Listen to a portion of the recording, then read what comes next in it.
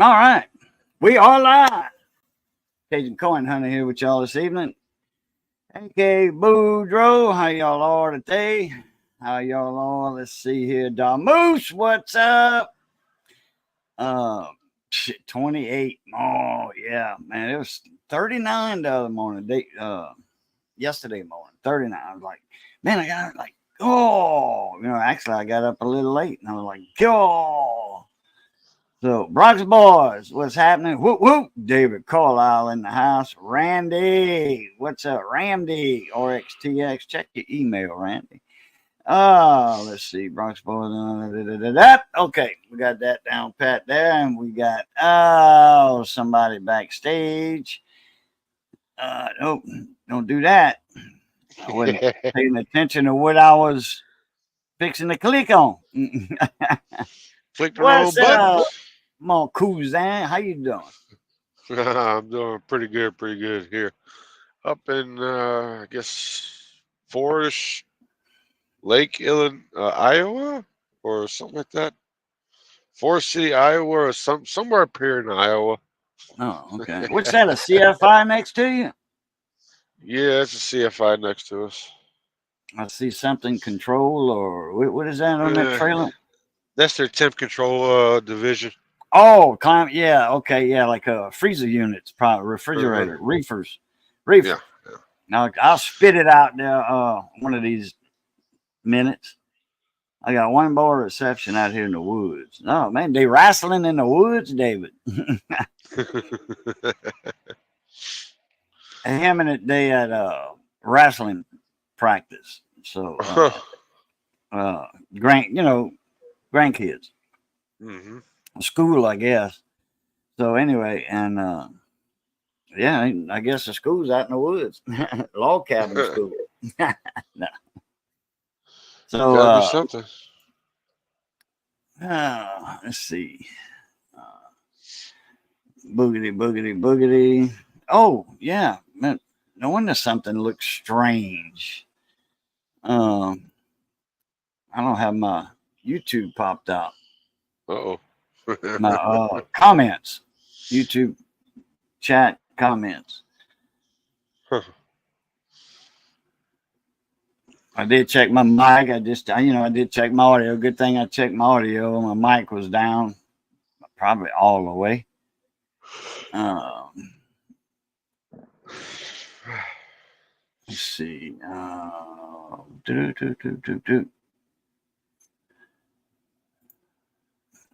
Your channel.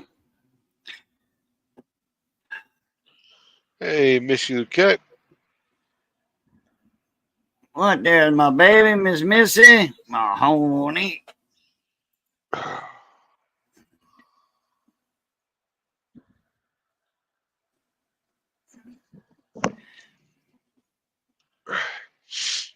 Depending on what kind of service we got at home, what kind of cell service we got at home, I may do a live stream when I'm at home. But it ain't gonna be for another couple of weeks, so Oh, okay. yeah. Well, if you're off, like say for the weekend or whatever, you'll have a chance to walk the property and stuff. hmm Well, we're gonna be when we go home. We won't be. We'll be there for at least a week or so.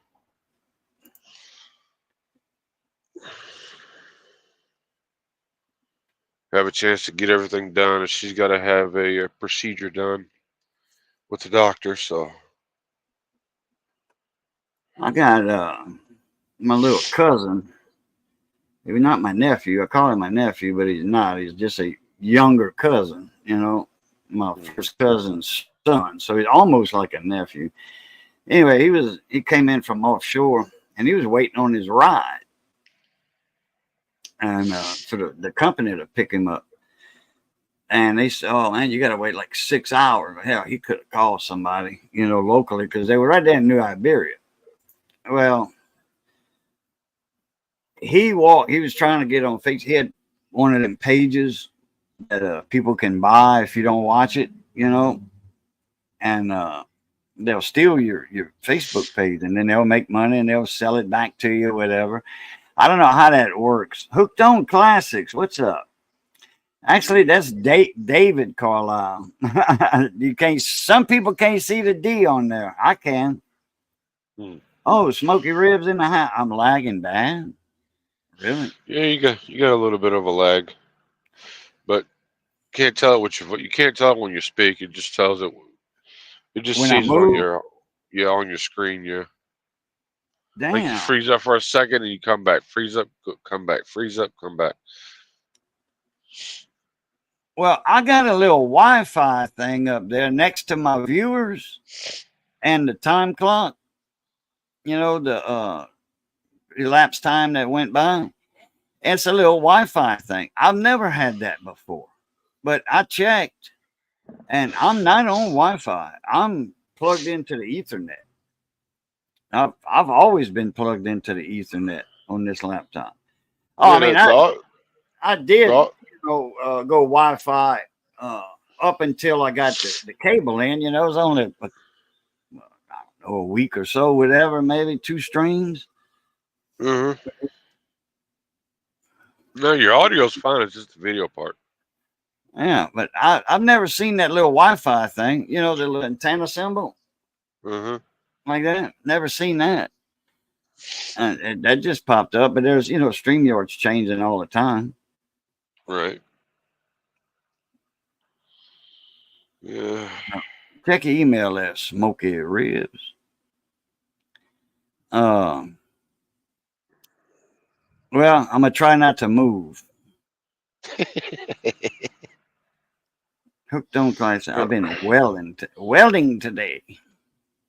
no, I've been busy buying car parts and a few tools here and there, and needless to say, when I get home, I got a bunch of stuff to do. So, Um,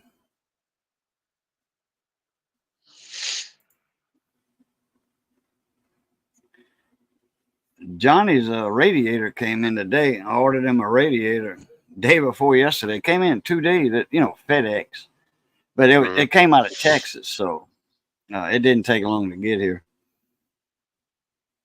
And we found that his radiator, he was losing coolant, antifreeze coolant, and I thought it was his air conditioner. I had seen something under the Jeep last week. We was at O'Reilly's picking up some parts for the car, and dial moves. So I just thought it was his air conditioning. Then he mentioned he was losing coolant, and I'm like, wait a minute, that wasn't coolant. I mean, air conditioning condensation. That was coolant. So we looked at it 2 nights ago at AutoZone. We went out to go pick up some these green O-rings.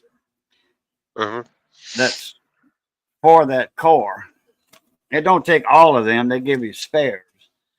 Yeah, But that's the kit for that car. And they the I green ones, gotta. for the R134A, the newer Freons. Yeah, the And most when common we Freon anyway. when we uh when we got to AutoZone, I looked and I was like, look, there's your it wasn't leaking. It wasn't bad. It wasn't dripping, put it that way. Uh like it was a few nights before I had seen it. And I said, there's your leak. And he took the hose off, the next day. And sure enough, he got a little hairline crack on it. He brought it to the radiator shop here in town. I thought they were closed, but they wasn't. He's still open Hmm. for business. And the guy says, yeah, I can't do nothing with that. He said, if it was a metal radiator, I could solder that little crack, charge you $10 and you out of here. So I could have did that right here. I could have just Uh-huh. soldered it right here, brazed it. But he says, it's plastic. He said, Boudreaux said it was plastic. Them tanks of plastic on here. He said, well, he's right. So I said, hell, can't you melt it? Plastic weld it? They make, I mean, hell, I got, soldering. I probably could have fixed it, but I couldn't have guaranteed anything. because I've got a heavy duty soldering gun, like 300 watts, and that'll melt plastic in a heartbeat. And then you got some little plastic, whatever, anything plastic, but they make a certain type of plastic welding rod. I don't know if it's a special plastic or what, but it's just a filler. It's all it is, just like welding. A welding rod's a metal filler, with flux built around it. When you welding, you're actually melting the two metals together and filling up the gap, with your filler rod. Yep. So, but anyway, we ordered one day before yesterday for him from Rock Auto. It was $40-something. And Mr. Smokey Riz. How you doing, Russ? What's up? What's up? Talking about that radiator. It came in today. Rock Auto, it was $40-something. And O'Reilly's wanted $140, I think. So I said, well, here you go. You just saved $100. He was like, well, is that really the price? I'm like, yeah, that's the cheapest radiator. And they only got one left. So. What's up, everybody? Can you see the chat, Raiden? Yeah, I'm responding. Okay, gotcha. Michael Chesina. I got it up on my tablet. On Network 23. Hello to everybody saying hi to me, and hello to everyone that ain't. Hello. Hooked on Classic said, I can't plastic weld. I just melt everything. So he's actually doing some iron welding today. You couldn't have put JB Weld over the top of it? They do make an epoxy for plastic, like for a mobile home, that plastic pipe that they made years and years ago before PEX came out. It was a type of PEX. I forget what the letter designation for the plastic was, but it was hot water pipe and cold water. They had hot water and cold water. And the RV camper place made they didn't make it. They sold like a two-part epoxy you mix together, man, and that stuff got real hot, real fast. And that stuff blistered my finger one time. I accidentally touched it, and I didn't know that stuff was that hot. That thing got a blister on my finger, and it was hard to get off too. Yeah. So ever got fully mixed Bondo in your hair? No, but that gets warm too. That catalyst. Yes. The catalyst reacting. I took auto body shop in high school, and a kid decided to pick up a stick with Bondo on and throw it at me. It landed in my hair. Needless to say, I went home. I had to call poison control, and they said, rub some baby oil in your hair. It'll get it out. I'll tell you what, to get tar out of carpet, and it gets a lot of things out. That's WD-40. That stuff, yeah. Like if you had tar and got on your carpet somehow, maybe off your feet, like roofing tar, spray some WD on there. Every bit of that stuff will come up. Like that cat shit. It'd probably work tar in a tube. Probably work on a lot of stuff. Water displacement 40. Yeah, because it's got silicon in it. Yeah. And it's a petroleum with silicon in it. So yeah, I could see that happen. Yeah, it'll dang sure cut all that stuff loose. Repairing a fender for my old classic car. There you go. Yeah, I ain't never had no luck trying to repair a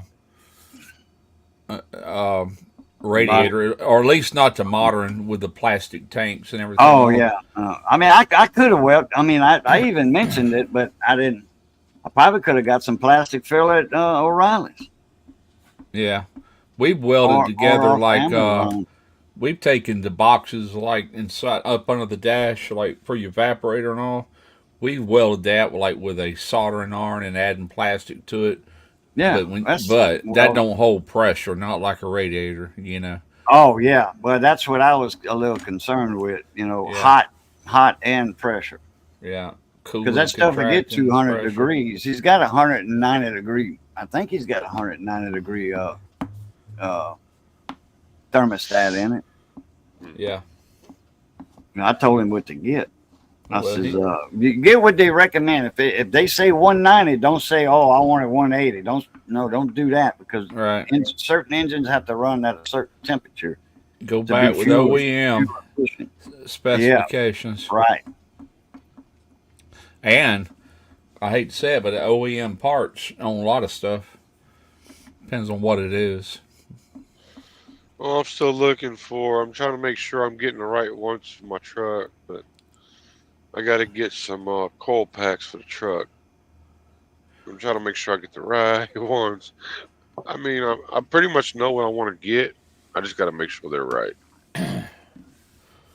Is that the coilovers? The ones that go on top of the spark plug? No. No, okay. The coil and the stem. The boot, the actual spark plug. Yeah, with boot the on it. boot that's already connected to the coil pack. No. Yeah, yeah. These have got spark plug wires on them. The Jeep's got that, and I remember I bought one. The number one cylinder went out. I brought the Jeep to O'Reilly's, and they said number one cylinder's out. And boy, and I'm just like, oh boy. I'm thinking to myself, boy, that's gonna. I'm gonna have to reach deep in my pockets on that one. No, sure enough, I think it was $21 for that coil, and the whole assembly and a spark plug. I'm like, wow, that's cheap. No, I was thinking $70 or $80. I was waiting on that. I was reading some plastics. Take it easy. I was reading that comment from welding plastic is a weird business. A few vids on the subject. I've actually worked for a company out of Mobile, Alabama. Primarily, we did carbon steel pipe, stainless steel pipe, things like that. I was a welder pipe / pipe fitter, but we had a job, and this is actually was for an industrial place, and all they wanted, it was a 90-degree and coming across, but it was poly pipe, like that underground water main and stuff that they lay down nowadays. Yeah. Uh-huh. And we had to weld that. And what they had multiple machines, but the one we used, I think it was 8-inch pipe.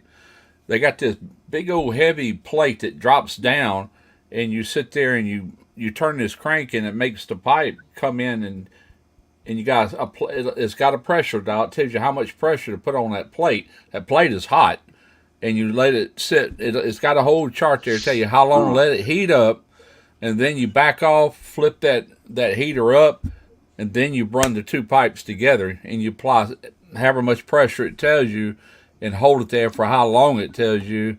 And when you let go of it, man, it's solid. It has like a cap on it. It has a root pass. It is solid plastic. We played around with it. We'd saw through it just to see if there was any kind of gaps in it. It wasn't. It was solid plastic. But that's how they weld that stuff. Yeah. Y'all testing the well. Yeah, that was a pretty cool project. Plus, it has to be hydrostatically tested up to, I don't remember what it was. Wasn't as much as like steel pipe or whatever, but it had to pass that. And then we took it out there and dropped it off. It was for the plant, Uh-huh. I used to weld plastics when I was a teenager modeling. Model cars. I used to weld plastic. Yeah. And they even had direct instructions on it. I had a soldering gun, because I was in electronics when I was a teenager also. Yeah. And I had a soldering gun, a Weller, the pistol grip style. I had a Craftsman. Yeah. And Weller probably made it. I'm going to buy me a new soldering iron. I'm looking for a good brand that gets pretty hot. What do you suggest? Remind me. They got one called send me an email tomorrow. Hookah, something like that. I was watching a video today on that. That looks like it's got a box too where you can adjust the amperage on it. Hakko, yeah, that's it. HAKKO. But it had really good reviews or little HAKO. little I got expensive. I got a Hako right here. Do you? A little Okay. box. Yeah, it's a little transformer style. It's not a digital style like my KSGER. That case, it's way cheaper. Uh, Me and a few people got them. That soldering iron. This is the handle. It's T12 technology. Yeah. I've showed this off many times. Many times I've showed this off. But that's just the handle and the tip. The business end over here has got a menu. It's an OLED display. It's got an encoder and a menu. There's a menu on it. You can do 200 different things with that. You know, it is overcomplicated, but it is simplified. Yeah. Um, I've got a boost on it. Like mine's sleeping right now. It stands by automatic and it goes to sleep automatic. Even though you don't set them, they still do it.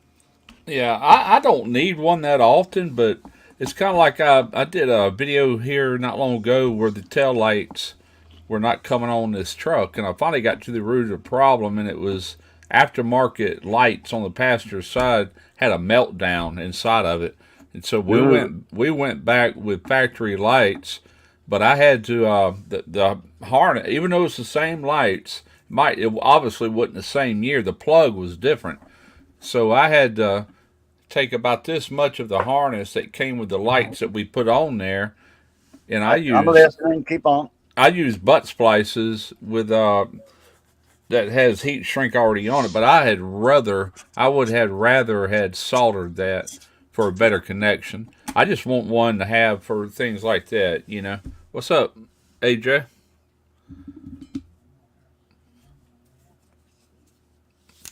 Guess what, AJ? I'm doing your recipe tomorrow. I went and got the stuff, and it's going to be on the new pit. They emailed me yesterday and told me don't wait to January. They're ready to fire it up, and they want me to alternate between the new pit and the other pits and spits that I've had for the last few years. Every other month or every month alternate. So that's cool. I'm gonna use the pellet grill function on that video. I think Ted'll do a good job on it. Feel like I'm talking to myself.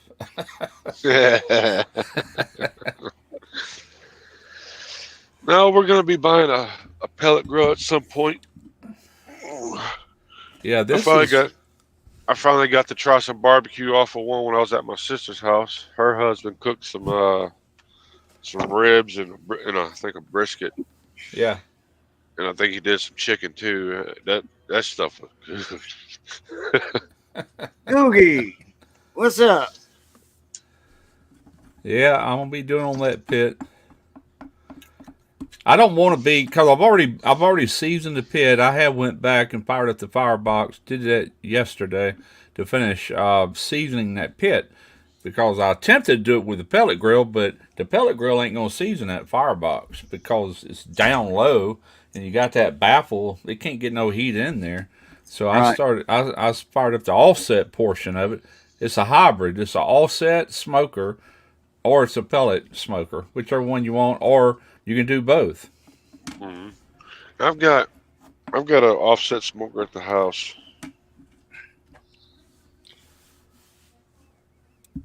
Yeah, it does pretty good. I mean, I ain't getting rid of it, but I want to. She wants to also get a pellet grill, so well, that's get her that and a Blackstone. That's kind of the way I'm gonna open this video up, you know, because I get comments all the time on various videos. People say, "Man, I am really torn on what to get. I want the flavor of an offset, but I don't want to have to tend the wood all the time. There might be times I just want to turn it on like a pellet grill, and you know, with this pit you can do both." And AJ had a good point the other day. I didn't even consider that. You can start off with the offset. Let's say I'm doing a brisket, low and slow. I'm talking about 15, 16-hour brisket. Let's say. Mm-hmm. I can sit there and apply as many hours smoke as I want with the offset until I get tired of it. Then as it's going out, I can fire that pellet up and let it maintain it. It's applying smoke too. And then let it finish to cook off, you know, Yeah, you can pretty much, if you got that function on there with your phone, you can just pretty much control that dial with your phone. Sit in there, watch a movie or watch some TV or drink a beer, whatever you're doing. Yeah, Play with your phone.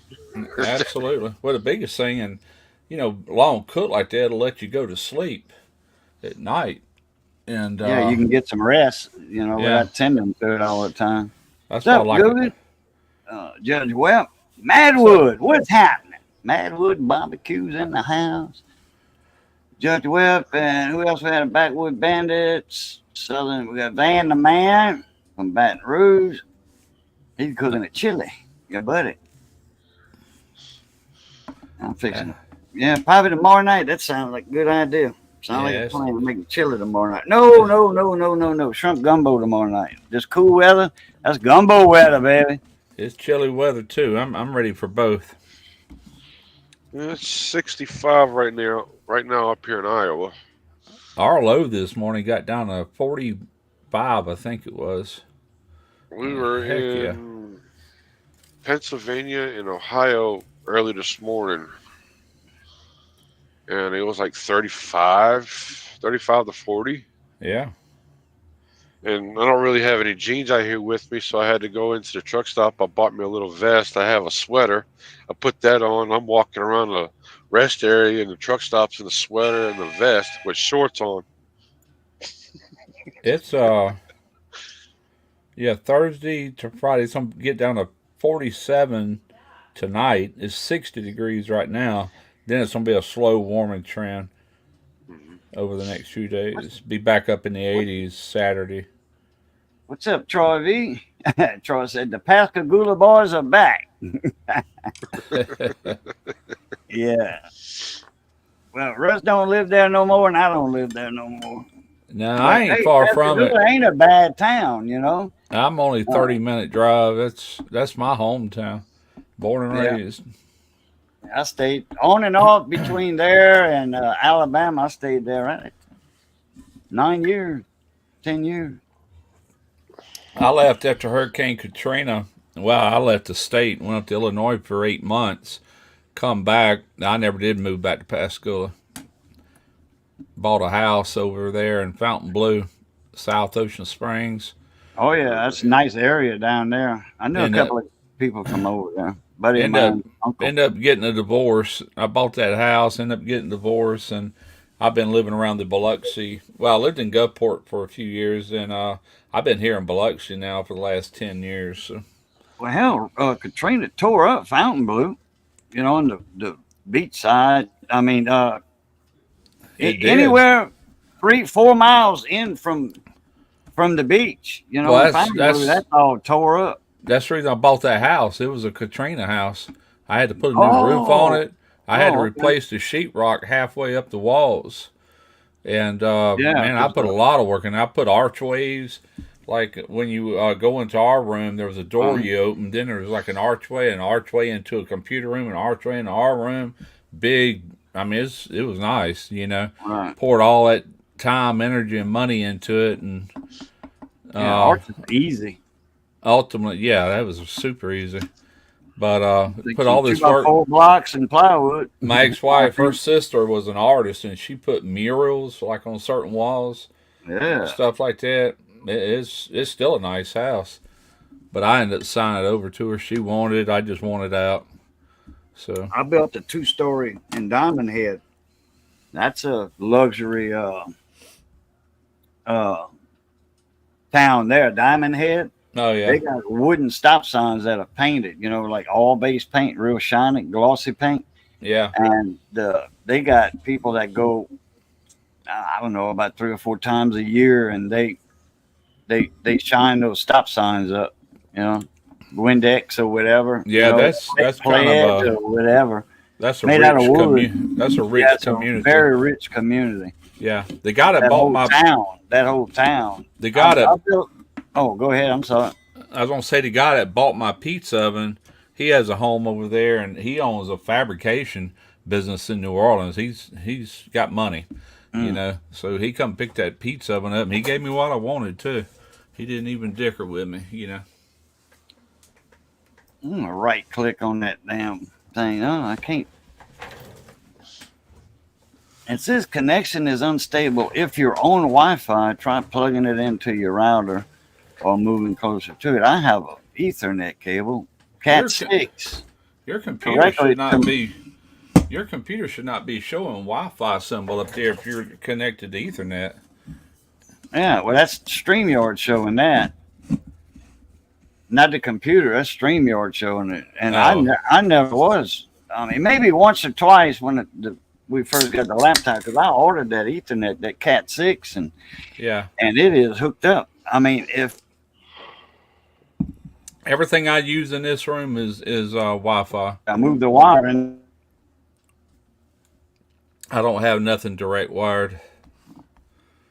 I might have to clean that port out. Yeah, you definitely Anyway, lagging. You lagging on the video. well, Audio I'm gonna is fine. try not to move. Recent project. Sent you some pics of a recent project that could help your clients. What clients? Oh, anyway, that guy I built that 2-story for. It was a company out of Ocean Springs, Biloxi, Justin Home Builders or something. I was one of their lead carpenters. Anyway, it's a company out of one of them little towns right there around Gulfport. And they did 2-story. They had me on every 2-story because I was the only guy that had 2-story building 2 stories, running a crew. Yeah. Because I was the boss of the job site. Mhm. So anyway, they had a couple of big cased openings downstairs, and the guy says, "You can do arches." I'm like, "Yeah, I can arch that out for you if you want." I said, "It won't be a solid arch. It's going to be a gradual sloping arch, because it's real wide. For like a 5 or 6 foot cased opening, you would have to have a 15-foot ceiling, to actually make a true arch, Yeah, if you want a half a circle, yeah. Yeah, Right. right. So I just did a gradual arch for him on that one, and I did some full arches on some doorways because they did have some 12-foot walls in one area, and I could make a full archway. And then on the entrance to his house, I did an archway, which that was in the plans. Yeah. And in the foyer, the foyer, not exactly a mud room. A mud room would be like on the side of the house, and then you go in. Yeah. But I said, no, that's not in the plans. I says, but he says, I'll pay you out of pocket, because I told him you'd have to get with the company and they'll have to adjust the cost and all. He says, can you do it? And I'll pay you out of pocket. I'm like, yeah, I can do that. No problem. Because it didn't delay the project, because Right. I'm very well experienced in arches. And just all it is 2 or 4 blocks and, half-inch OSB, your deck boards, your Yeah, decking board. I actually removed the sheetrock, where it was regular doorways, and where I had the archways, I went back in with plywood, Right. just on the arches part. I had all that cut out, and then You got your plywood cut out, your 2 pieces, right, and this I side, had the other I side, had you cut your 2x4 blocks according. I think you cut blocks, down and you put them on the inside between the 1 inch, two two and a sheets half of inch blocks, plywood. Right. 2.5 inch blocks, and you lay them out. You got your cutout already done. Everything's there. You just line your blocks up Yep. in there, and you just pop it in. Boom. Right. Below your header, you got to check your header out, Yeah. and then it goes below your header. Yeah. Piece of cake. You got to raise it. Ain't Rail nothing to it. 9222, what's up? Oh, well, we got a bunch of barbecue guys in here. November 2nd, I was talking to a guy at Super One the other night, and he's going to have a rib cook-off. I think it's going to be the first annual rib cook-off. Now, I don't know if it's just family I heard family, but he's going to have it at the pavilion, at the Northwest Pavilion over here in town. That's a big area, and hell, you could put uh, 40 teams easy there, just at the pavilion. That's not including, that's just on each side, 20 on each side. That's not including the back area and all that, and another extra row outside of the pavilion. That's where they have the crawfish etouffee cook-off, and they usually got like 100 teams doing that, vying for etouffee king, Mm-hmm. Let's see. I'm gonna check this email. See what Mike Chesina got here. Project of the moment.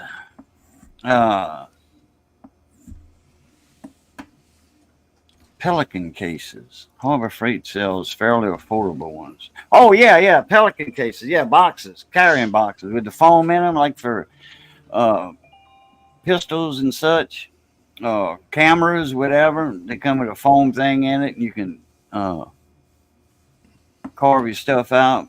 A frame to fit inside their small case. In time, work out. Drop in a panel that fitting switches, displays. Also, external drill guide, line up mounting points in a frame panel. First frame. Some photo. Ignore the camera in the case. Look at the white frame.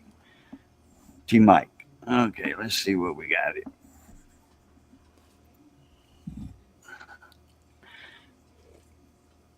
Oh, I might actually look into buying one of those Pelican cases and put my my scan tools in it.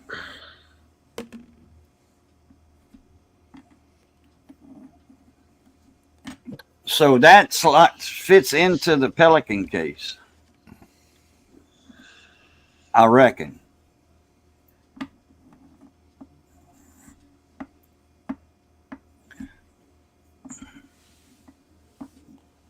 Let me see. Let me get this up.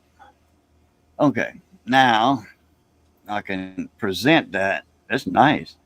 Man, Mike, he 3D prints a lot of stuff. Diamondback coins. What's going on? I had a guy.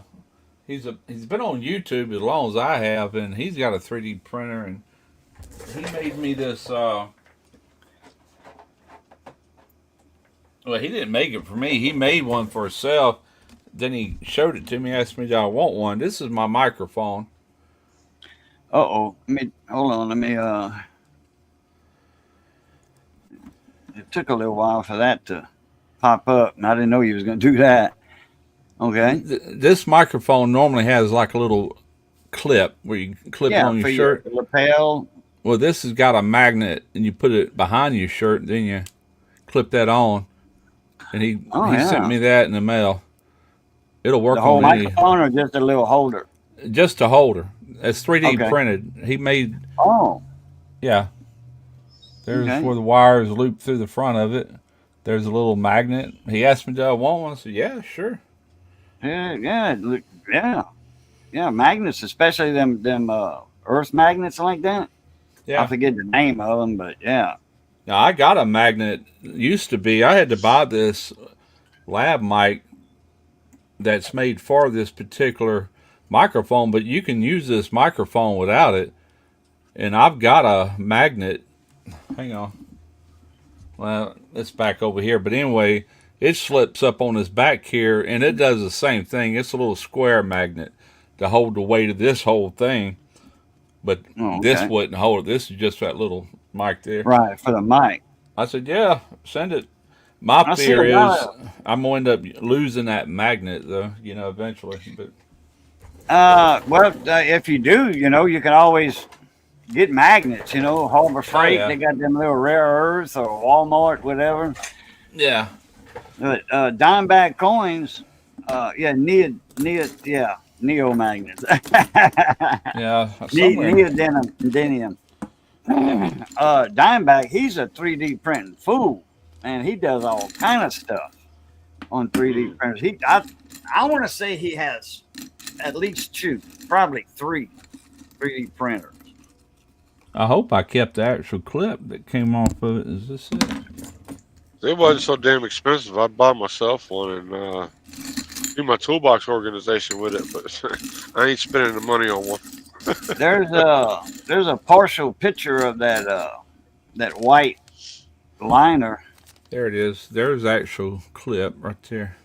Oh, let me get you back on here. Make sure Where you I at? save it. Okay. All right, now I There's got you up there. yeah, there's the clip that came off of it right there. And I Yeah. just replaced it with that other one. I'm seeing uh guys now in videos, they got the wind thing. It's a fuzzy mic, the fuzzy mics, and I guess they Rhodes. But Yeah, anyway, it got dead the rabbit, wind sock on it, the wind whatever. dead rabbit. Yeah. And they holding it to their mouth now instead of clipping it on there. And these are like, $300, $400 microphones, and they holding it in their hand. I thought what's up with that? I mean, they do what you do, but Yeah, I've never seen at the hole a $300 microphone. You always got that on your lapel or your t-shirt collar or whatever. yeah. When I first started, I used a boom mic, and man, you pick up so much background noise. I finally moved into lavaliers, and I've been using them ever since. All right, there we go with the Michael Radio Mics project right there. Let me get that other picture up here. You can see it bigger. There's that Pelican case. He's got his camera in it, and he 3D printed that inner frame. I guess that's a little pop-in case. Cornbread, what's up? So you take a little nip. What's up, y'all? Cornbread, South Louisiana boy there.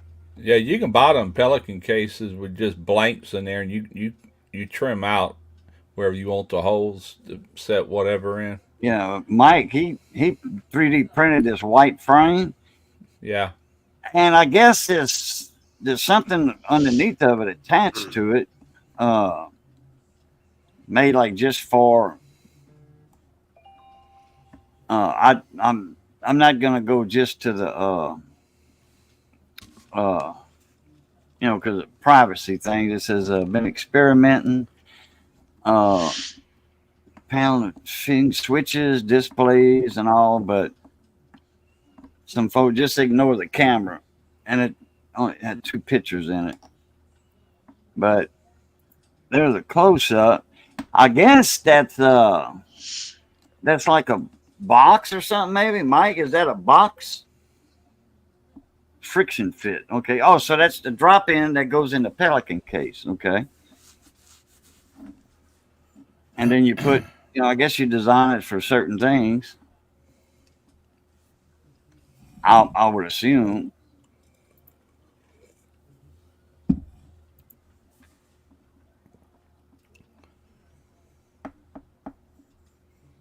Dimeback said I gave it to my son. One of your 3D printers.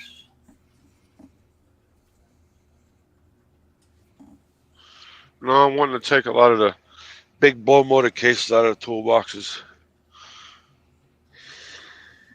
Oh, Mike's got it. Your toolbox tray, your top tray that you put in. You know where the handle's at, and they got Yep. you always get a ratchet that falls down in a hole in the bottom, toward the bottom of the box. Michael Chesina, he 3D printed a little insert for that, and you put that in there, and nothing can fall out, and it doesn't interfere with your hand grip. Your hand gripping the handle. And I was pretty swift there because I've had the little 1/4 inch ratchets. They fall down in there 3/8, and then you got to snake, get it out of there to get your hand in there on the 3/8.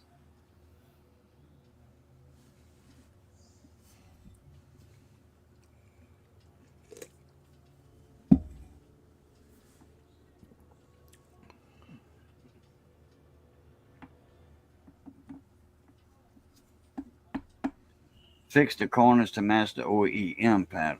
Okay. Yeah, it's been nippy over here. Cornbread. And it was 39 yesterday morning. I was like, man, I wasn't expecting that. Mhm. Yeah, It was they getting hard. once you get off the coastline here, it got down the damn near freezing up north of here. Yeah. Oh yeah. Yeah, like Alexandria, up here. Yeah, And it was like probably 36, 35 over there. I love it, man. I've been waiting all summer for this kind of weather. Give that Oh, AC a I like break. that fall, cool fall weather. It's like when we were kids, go trick or treating. The weather was always cool like this, and you had your costume on, so you was a little warmer. Yeah, And then they had when we go trick or treating, they had the smell that a sweet, the air smelled sweet because they had the syrup mill in town. It was right downtown Abbeville, the syrup mill, right on the river. Vermilion River, and we'd always go trick or treating across the bay. That's what we call it, across the bay, on the west side of town. The Vermilion River cuts Abbeville in like thirds. 1/3 of the west part of town, and then 2/3 on the eastern side of the river. Well, we yeah. go trick or treating across the bay at my grandma and uncle's house, and man, we pick up a lot of candy. Mhm. But they had that syrup smell in the air from the syrup mill. Grinding that cane, cooking that cane juice down. Oh yeah. Well, I tell you Really? what we had in Pascagoula when the fall came, because that air would always, that wind would come out of that direction. That was a place up in Escatawpa called Zapata. That's a pogie plant. Poly plant. Yeah. Oh God, it stunk, man. It was always when this weather started getting cool, you'd smell that pogie plant in the morning. Yeah. It It was used so to it was so thick you could taste it, man. It was like eating freaking anchovies. worse. Yeah. Holly Beach on the way there in Cameron, they had three poke plants in Cameron. And when you pass by that one going to Holly Beach on Highway 82, man, Yeah, oh, it's not the plant inside the plant that smells, them pits on the outside. Them dump pits. yeah. Man, water pits. God, dog, that stunk. That's one thing I don't miss about living over that way. Well, they Zapata Haney, they out of the Gulf Coast now. They more or less on the eastern seaboard, which they started over there. On like Virginia, Carolinas, the Hmm. big pogie Menhaden fishery out there. There's Yeah, only no pogie boats here. There's one guy that owns one, private owner, and he's looking to buy another one. It's for bait, like crawfish bait and crab bait. Pogie's the best crawfish bait and crab bait you can get, for as far as a fish bait. yeah. They made fertilizer out of it at that plant. Oh, they made all they did was do the meal, cook it Yeah, down, and make the meal and the oils, and yeah, they shipped that out on trucks, and that would go to chicken feed, dog feed plants because they made dog food, chicken feed, cosmetics. They make cosmetics with that stuff. They made like cod liver oil pills with that stuff, with the oils. They well, called it cod liver oil, but it was Manhattan, right Pogie. there on the Pascagoula River, before you get to the big bridge, there's a Purina plant there, makes pet food. I wonder if they was in cahoots with the pogie plant. If it was a manufacturing plant, which I remember that. Yeah, I remember that dog Purina. food plant. Yeah, I don't know if they actually. I don't know if that was a big, huge warehouse or if they actually manufactured. I yeah. don't My know. my parents always told me that pogie plant made fertilizer, and that's about what it. They do. They make Yeah, yeah, fertilizer, cosmetics, chicken feed, uh, they all kind of stuff they did with that. yeah. We used to get the pogie meal, and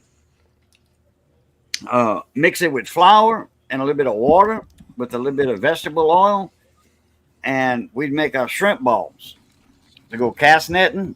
Mm-hmm. Take your balls about that big around, and you throw them in the water. You just wait about 15 minutes, and the shrimp feed on that. Shrimp's kind of like a filter feeder, microscopic feeder. It has to be broke down for a shrimp to eat it. They don't have a big mouth, like a crab. Crab, they can tear their stuff up, and then they have a bigger mouth. But man, you catch shrimp. Shrimp come to that. I mean, you catch like a pound or two in a throw, and you're only good for about 4 throws. Then you got to let them come back. You didn't cut all the shrimp there. If you catch your pokeball, you just throw it back in the water. Yep. Doctor Who, what's up? So anyway, November 2nd, this guy's gonna have a rib cook-off, barbecue and smoke, and it's gonna be there. And I was hoping he'd get with me. There was 2 guys that were in line, and he was talking about his firebox. Need to repair it. And so, I got to talking to him, and says, "Well, are you familiar with Smoky Ribs Barbecue?" And a few other like Chef Johnny, and all them other ones. He says, "No, I never watch YouTube on that kind of stuff." So they got a big barbecue community out there on YouTube. So he said, "I'm gonna look that up," and then he punched my name into his phone, Cajun Coin Hunter, and I was hoping he'd make a comment or something. If he don't hardly watch YouTube, and I know he probably won't be able to make a comment. He would have to sign up. You have to get an account. Yeah, just an account. Just a comment. Yeah. So I don't know. But once I find out more information, he told me, he says, "Yeah, if you want to stop by. I said, "Man, I'd love to. I'd love to take some some footage, video footage of that, and put it on YouTube." Where's they gonna be at? "Oh, man, be my guest, huh?" Where's they gonna be at? Over here in town. Well, it's out of town. It's in the city limits, but it's not far from the country. It's actually country. Yeah. On the west part of town, the northwest part of town. It's the Northwest Community Center. It's the pavilion. They got a building you can rent like for weddings or whatever. Mm-hmm. And then they got the big, huge pavilion out there, freestanding. That thing's huge. That thing's crap. It's as wide as a damn battleship. Not that long, but it's huge. And anybody can use it now. If you want the electrical hooked up, electric turned on, and the water turned on for an event, I think it's $30 a day or something. That ain't bad. Nah. Not bad at all. And it's the last Sunday of March, I want to say, for the crawfish etouffee, or April. March or April. I think it's March, actually, for the etouffee cook-off. And there is Southern Coin Hunter. What's up, Van? Hello, how's it going? Hey. Pretty good. What's up, Bill Beckett? Boudreaux, I told the wife. I told the wife the other night I'm gonna have to get that recipe for your potato salad. Oh, okay. No, we just make it. We don't have a recipe. We just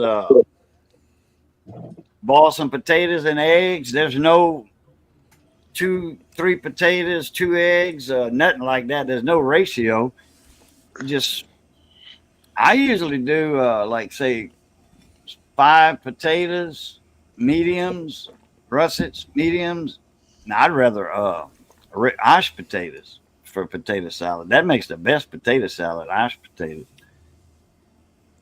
The red potatoes, Uh-huh. The little Irish baby red potatoes. ones. Yeah. No, the bigger ones about like this. Mm-hmm. The red potato. Grandma would call them Irish potatoes. Irish potatoes, but Irish potatoes like across the bayou, across the bay. But you always talking about gumbo. Here's my question with the roux. Do you use oil or do you use bacon grease? Whatever you want. I've done Whatever you both. want. Lord, but I 50-50. A cup of we used to lard to a cup slaughter of flour. hogs, and I would render that. We'd slaughter them, then we would cook them whole hogs, butterflied, and all through the night I'd render that lard and put it in empty butter containers, and I'd turn around and make roux with that lard. Yeah, makes a good roux. Dean, what's happening, Mona B? Yeah, I'm about ready to buy me a pound of raw bacon and cook it all down so I get the grease for making my own gumbo. You can make it out of oil, grease. You can make a good roux out of butter. That's what I do when I'm making like a roast beef sandwich. The gravy I make, that's done with Oh yeah, butter. Butter. yeah, yeah. Instead of having that vegetable oil. Yep. I tell you, if y'all ever get a chance to stop in Louisiana, stop at Boudreaux's. Make sure they make potato salad. That shit is good. Matt Bedrein across the highway from us. He loves Mrs. Potato Salad. He loves her rice dressing. Oh He man. I forget Matt. Yeah, it was me, Matt, and Johnny. I was going to go to the store, but Matt called Johnny while we were leaving Tri-Paris Electric. Matt called Johnny and said he needed to go to Walmart to get some ink for his printer. So I told Johnny, Johnny said, I'll get back with you later. He says, I'm in town right now. I told Johnny, I said, we not far from Matt's, or in my house. I said, let's just go get Matt and bring him to Walmart, and I can get my cereal and milk from Walmart instead of going to Super One. And he was like, okay. Hey, Bill. So we went and picked up Matt, and then, which Johnny already knew Matt likes Mrs. Rice dressing. Every time when Matt barbecues, he'll pay Missy to make the rice dressing. He'll buy all of the stuff, and Missy will make it for him. So, she's not charging him. She's just making it for he supplies everything. So that way, when I go make sausage, I don't get charged nothing to make sausage. Use of the tools, the meat saw and the meat grinder and the sausage stuffer. I love my homemade sausage, man.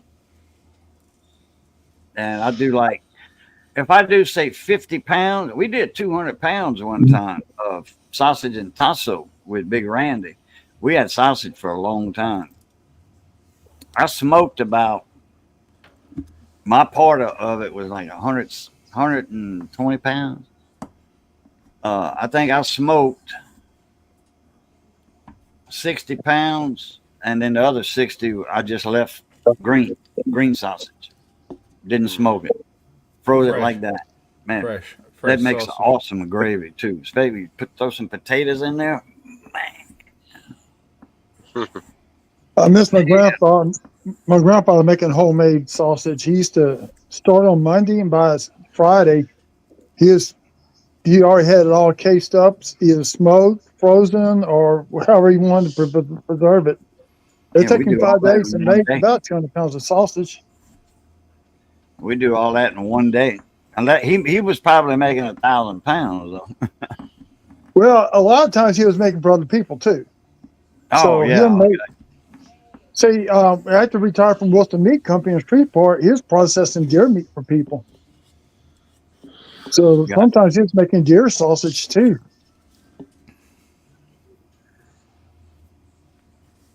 So I got his cleaver that he used in World War II. He was a butcher's mate on the supply ship. So I got his cleaver here at the house. It's got the little white pearl handle on it. And I tell you what, that thing's so sharp, you look at it wrong, it'll cut you. I'm never going to use it. I can tell you that much. If I use it, it's going to be Right. self-defense. Russ has all that equipment. He's got a sausage stuffer and all. He makes his own boudin. I got 3 sausage stuffer, including what size is it? Golly, I done forgot. It's a big electric stuffer.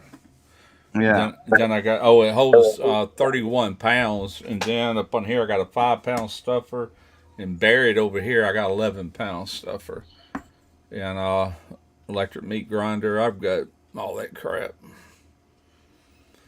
See, when I make boudin, though, I've done it with a grinder, but I'll tell you the best way I think it turns out. I've got a big 10-quart stand mixer, and that's the reason I wanted that mixer. Instead of grinding all that concoction, I'll shred it and then stuff that in your casings. And Yeah, that's better to pork shredded instead of ground. Because I Yeah. don't like a fine ground, and I don't ground. A lot of people, what they do, they'll take their rice and pass it through the grinder.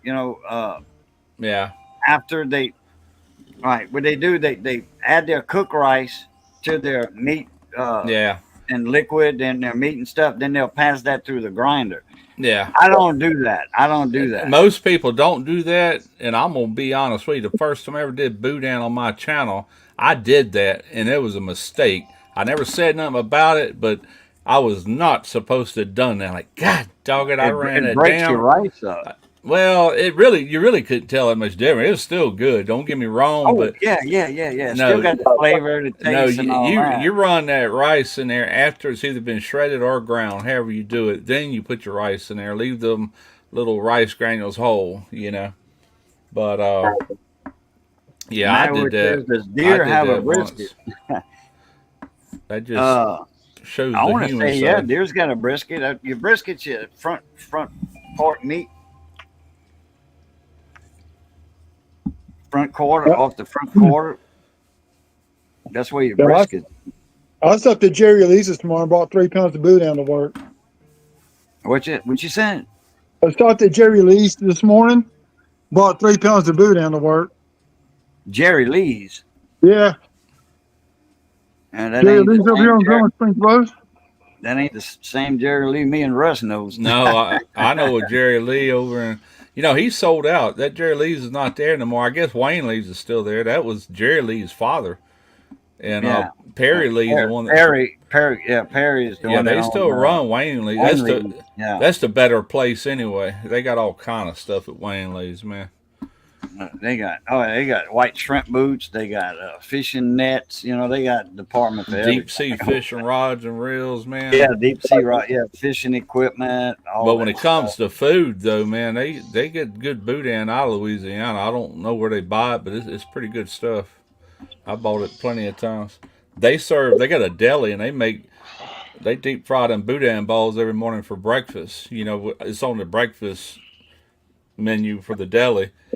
And they're spicy too. I used to go in there every morning and get 2 of them boudin balls and a cup of coffee. That spice would wake you up. I'd eat that on the way into work. What's up, Briggs? I didn't see you up there. Hey, Boudreaux, I will be back up here in a little bit. I got to go in and lean off the dock. Okay. All right. All right. Mm-hmm. Yeah, I can't remember the brand of it now. I don't live over there anymore, so therefore I don't get by there that often, But when Perry was selling his crab cages, okay, yeah, actual square cages, the easy dumps, I was the guy that built the cages.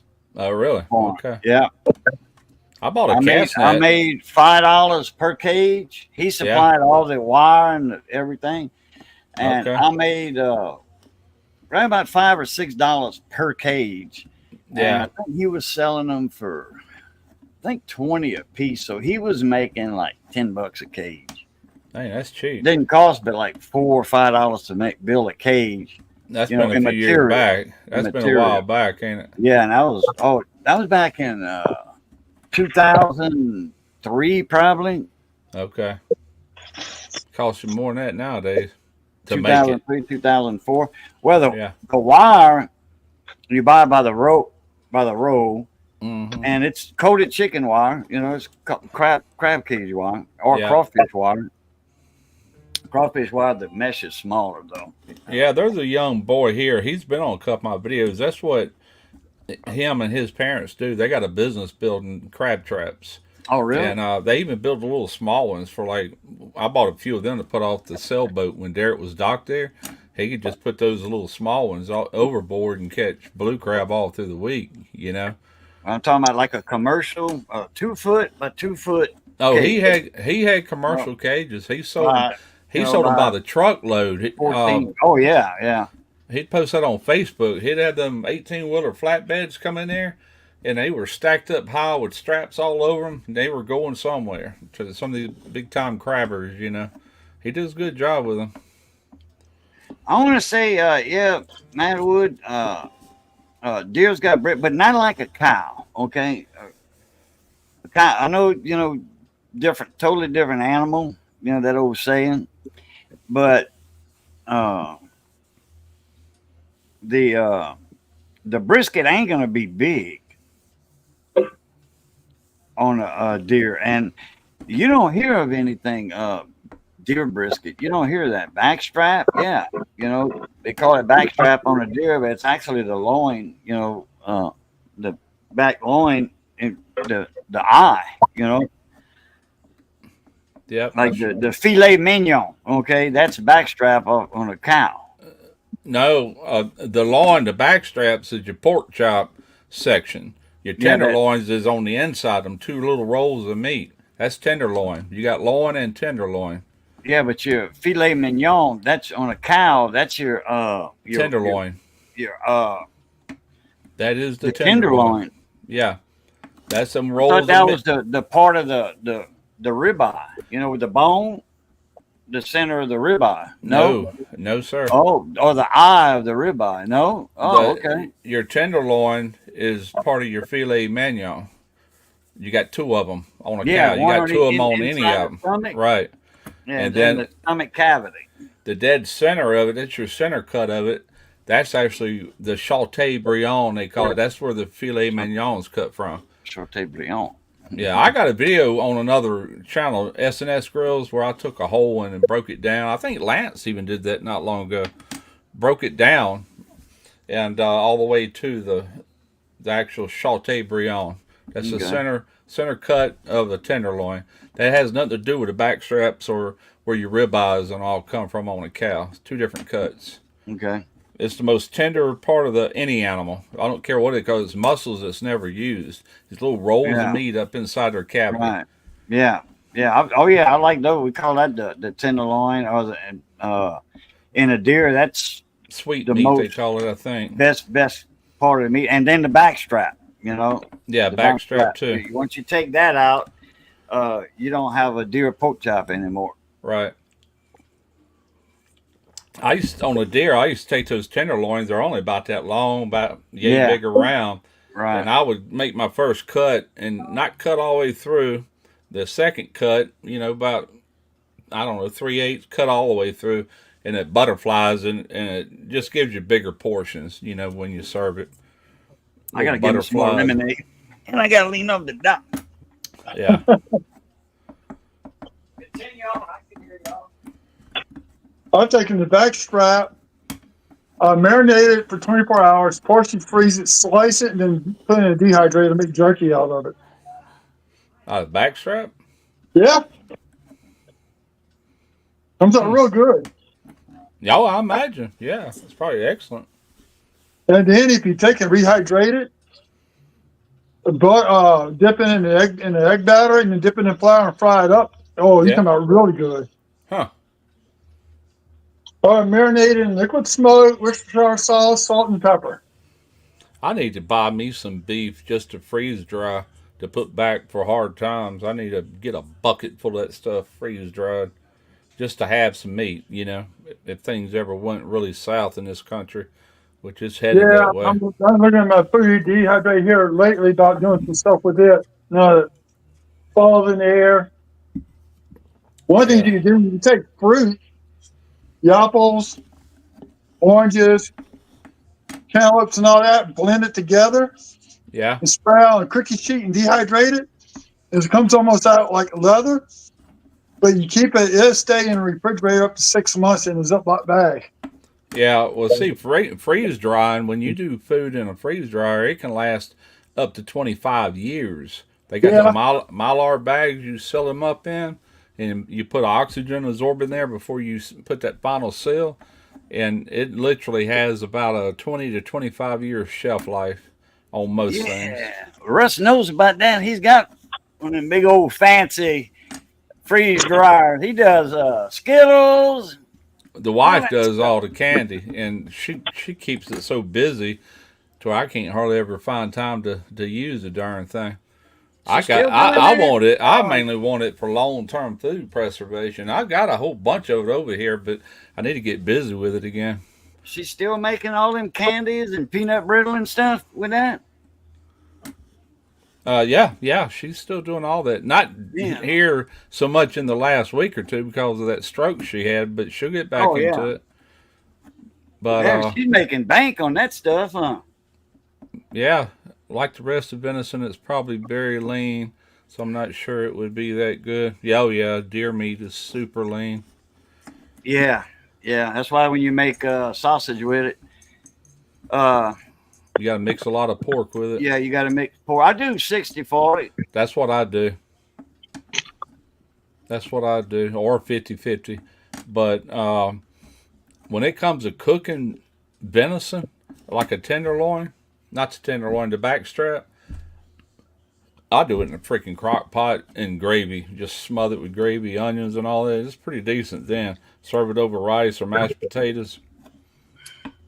Tell you what, and I don't know if I don't know if you know this guy, Rob Sharp.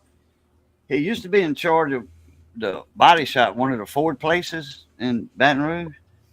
Oh, He's you must got be he's talking. got a big hunting club. His family owns all that property in south of Grostet. It's all farmland, and he's got a hunting camp over there. And I owned some property that was across the highway from all that property, and I got to know all the guys, Johnny Maldo, and I forget the other comedian's name.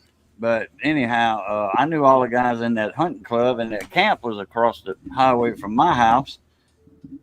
And uh, I used to hang around the guys when they come over for hunting season. And man, Rob, he had took some backstrap and sliced it about that thin, like that, and he took half a slice of bacon and a cream cheese and a jalapeno.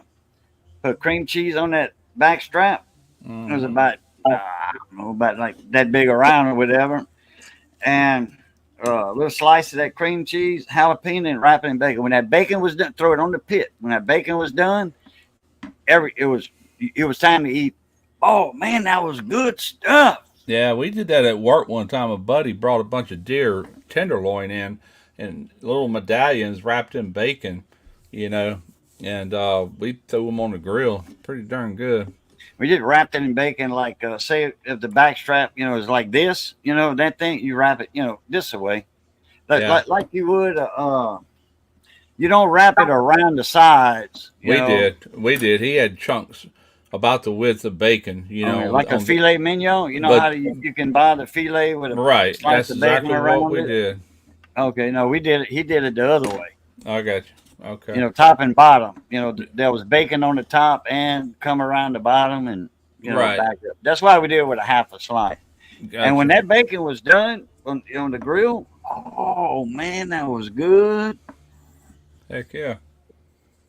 I brought bacon around catfish fillets and stuck with a shrimp stuffing with with etouffee on top. You talking about really good? Oh yeah. I did some black and redfish one time. It's on video, and I made like a blue crab bisque and served on top of that black and redfish. Oh man. My son Derek about had a fit, boy. He'd been begging me to do that ever since. I said, "Do it yourself, man. I'll show you how on the video." That's the problem with running a cooking channel. You're trying to always do something different, and you hardly ever get back to some of those really good recipes that turned out good because you're too busy thinking of new stuff, you know. Yeah. Yeah, you don't want to do the same old thing all the time. No. I mean, I'm talking about on as far as for YouTube videos. Right. And that's the only time I cook. If I'm cooking, I'm filming. You know, I'm shooting. We eat shrimp just about every week, every other week for sure. You know, like tomorrow, Friday, seafood day. Yeah. Shrimp gumbo, like Missy said, and then potato salad. And I used to put my potato salad. It depends on if I get the envie for it or not. I'll put it in my bowl of gumbo on one side, and then I take with the spoon I get a little bit of potato salad with the juice. But usually I have it in a little bowl on the side or a saucer. Yeah, I finally tried that a couple years ago because I kept hearing about people putting a dollop of potato salad in their gumbo. I finally tried it, and On the side, yeah. it was all right, but Yes. we just never did it growing up here in Mississippi. It was rice, gumbo, and that was pretty Potato much. salad on the side. But man, potato We didn't salad. have potato salad. We just Really? Oh, never okay. heard of it back then. And Wow. I didn't hear that until probably the last 10 years or so. Shrimp stew, any kind of seafood, or any gumbo, but Yeah. more or less with seafood. Potato salad goes with shrimp sauce, like shrimp stew. Yeah. With the side of potato salad. Randy said, "Boo, why you ain't watching my video of the pit I built?" When I think of potato salad, I'm thinking of like barbecue chicken with baked beans, potato salad, and rice dressing. That's when we make potato salad. Yeah. Not even rice dressing. We're a we little see, bit but different. rice dressing is a Louisiana thing. It is. No. Rice in general, man. Y'all cook with a lot of rice. I love rice. Don't get me wrong. Especially Southwest Louisiana. South Louisiana, like say from west of Baton Rouge, okay, like in the basin. It starts about the basin, the rice eaters in Louisiana. A lot of rice fields over there. The basin all the way to Houston, Texas, just about. Wherever you got Cajuns in the Winnie, Texas, Port Arthur and all that, Winnie. Yeah. That's the rice area because you got a lot of rice fields in South Texas, Southeast Texas. Yeah. You got a lot of rice fields down Highway 35. Mm-hmm. You got a little town. I forget the name of the town of 35 by the Brazos River. Down there, they got rice mills and all that. They got crawfish ponds, rice fields, crawfish ponds down that area. Okay. In Texas, you got a lot of I've never seen them, but I sure flat seen the ones in Louisiana, right off Interstate 10. South Texas. Sure. Yeah, I'm just saying I've never been down that part. Oh, okay. Normally we go straight into Houston, and I've been to Houston, Texas many times because I got a lot of family lives there. And then on the upper end of Texas, I've been all the way to Dallas, Marshall, Texas. Cattle up there. Up to there. Marshall, Marshall by Longview over there. Yeah, Longview. That's where I was going. A buddy of mine, Ricky Brown, ran these shrimp boats all these years. He was up there for a short time helping his brother. He had a construction company. I went up there, got laid off, and I was looking for a welding job up there. And I hung out with him for a week or two and then came on back. Wasn't crap going on, man, nowhere. That's back when the economy was at one of them all-time lows, Jimmy Carter days or something. I can't remember exactly. Randy, check your email, dude. I sent you a link before we even started the live stream.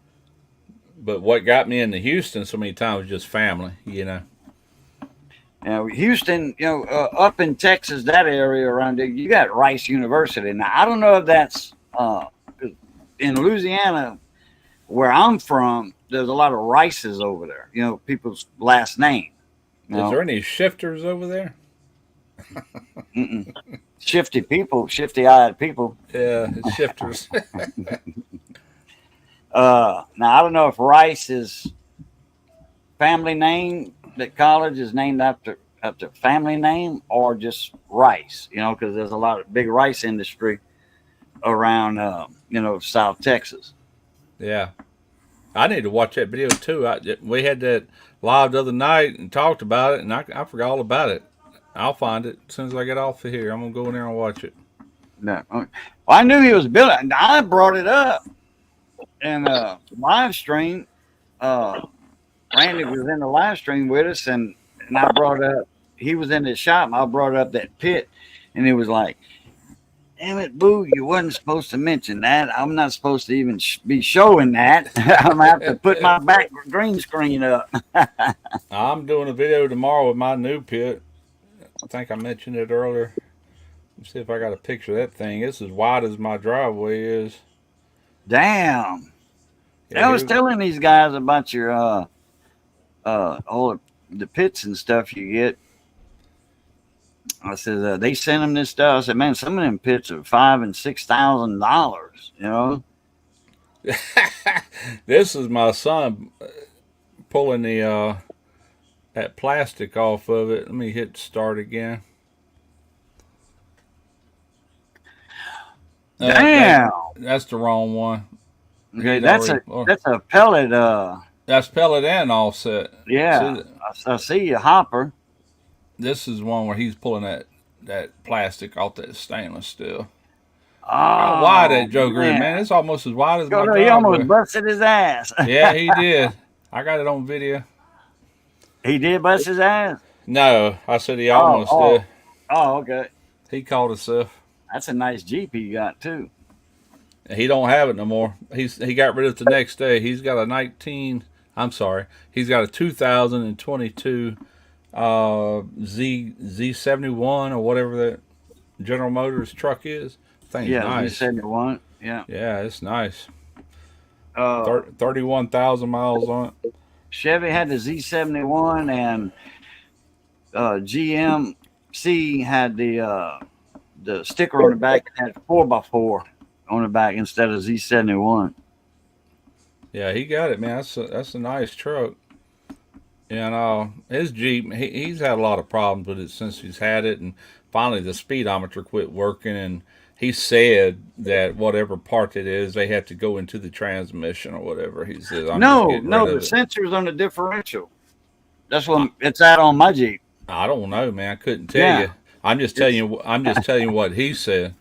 Yeah. And, well, his, I don't know, maybe that year or that model. Yeah. But most all Jeeps, like the 2002, 2000s, early 2000s and all that, the sensors on the differential. His was a lot newer than that. His was like a sensor. Yeah. But his, I don't know if his was in the transmission, but no, it's just a sensor. That's all it is. And I forget. Oh no, they're not cheap. But I had a receipt from O'Reilly's. Yeah. The guy I bought it from, he said, "Oh, in the back seat," and he says, "In the back of the driver's seat," he said, "Well, passenger too. There's a storage area for like, whatever you want, And I'm like, okay. And I need to get all that stuff out of there. I got some bunch of stuff in there. But I know for a fact that ever since he's had that Jeep, he's had different codes pop up and had to take it in for this, that, and the other. When he first got down here from Baltimore, I had to drive it to this shop right around the corner for him. I forget what the deal was with that. He just tired of putting money in it. Damn, it must have been a lemon. Well, Jeeps nowadays ain't got a good rep. I'll tell you that straight up. The more mine, it was, except for, that hard freeze taking mine out. Yeah. Man, mine was good. I had that speedometer sensor. It went out, but there was a receipt and that on the back of it. See, that's the leather seats and all in the Jeep that I got. That the limited edition was the top notch. Top of the line Jeep Liberty. Yeah. And they were like 38,000 on the MSRP. I had a receipt in that back of that storage area to keep paperwork and stuff. Yeah. I had the receipt in there. I brought it to O'Reilly. They gave me a brand new one. They said, "Here's your receipt. Save it. Lifetime warranty." I had a 1988 Jeep while Jeep Corporation was right before Chrysler took it over or bought it, whatever. And I loved that Jeep. Had that straight six in it. And I had just put a brand new air conditioning system in it, new compressor, new everything. And when the guy I bought it from, it's set up for over a year, and that gas is old and sludged, and I ended up having to change out, I think, 2 fuel injectors. Had to flush that entire fuel system out, put new filters. But once I got all that crap done, that sucker run like a top. I hauled a big old hoopty car from Atlanta, Georgia, all the way back home with that Jeep up and down them hills coming out of Atlanta, no problem. I loved that Jeep, and Katrina flooded it. It went slap underwater. Oh, Oh, man. damn. I hated that. I'm like, God bless it. It was just a Jeep Cherokee, but man, that thing handled good. I loved it. I've been wanting another one ever since. I want an older one like that. I don't want a new one, you know. Yeah, and hey, we lived in Pascagoula.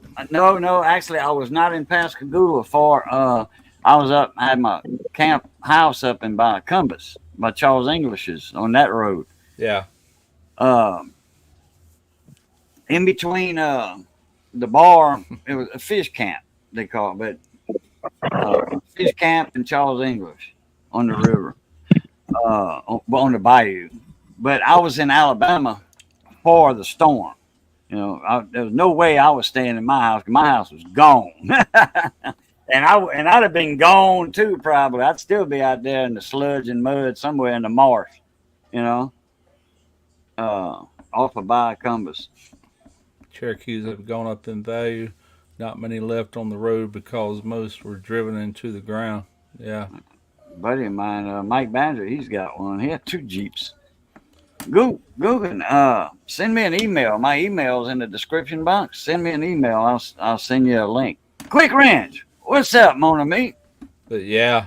I forgot to send Quick Wrench and my mechanic buddies link. Damn it, boy! Can't believe. Yeah, I lost pretty much everything in Katrina, man. Just starting over again. It ain't the first time I had to start over. No, I got some money for it, but they wouldn't let me put another. That was a deal in the lease. That was lease land right there. Just like some of them houses off of Grand Batur Road. Well, the road that Charles English, I think it's Grand Batur. Grand Batur. Off, I think it's Tom. Wait, not Tom Road. Anyway, when you're going down Grand Batur, there's a road to the left, and that dead ends. Yeah, in that neighborhood. All them houses and all that was built on stilts on the left hand side. All of those people, the government bought all that land and your house, and I think they moved you. If you had property elsewhere, they moved your house for you. Oh no, they bought your house. But you could move the house if you wanted. They bought your house and land, but you could move the house if you wanted. The house was still yours. They bought it, but it was still yours. And if you didn't move it, they were tearing it down.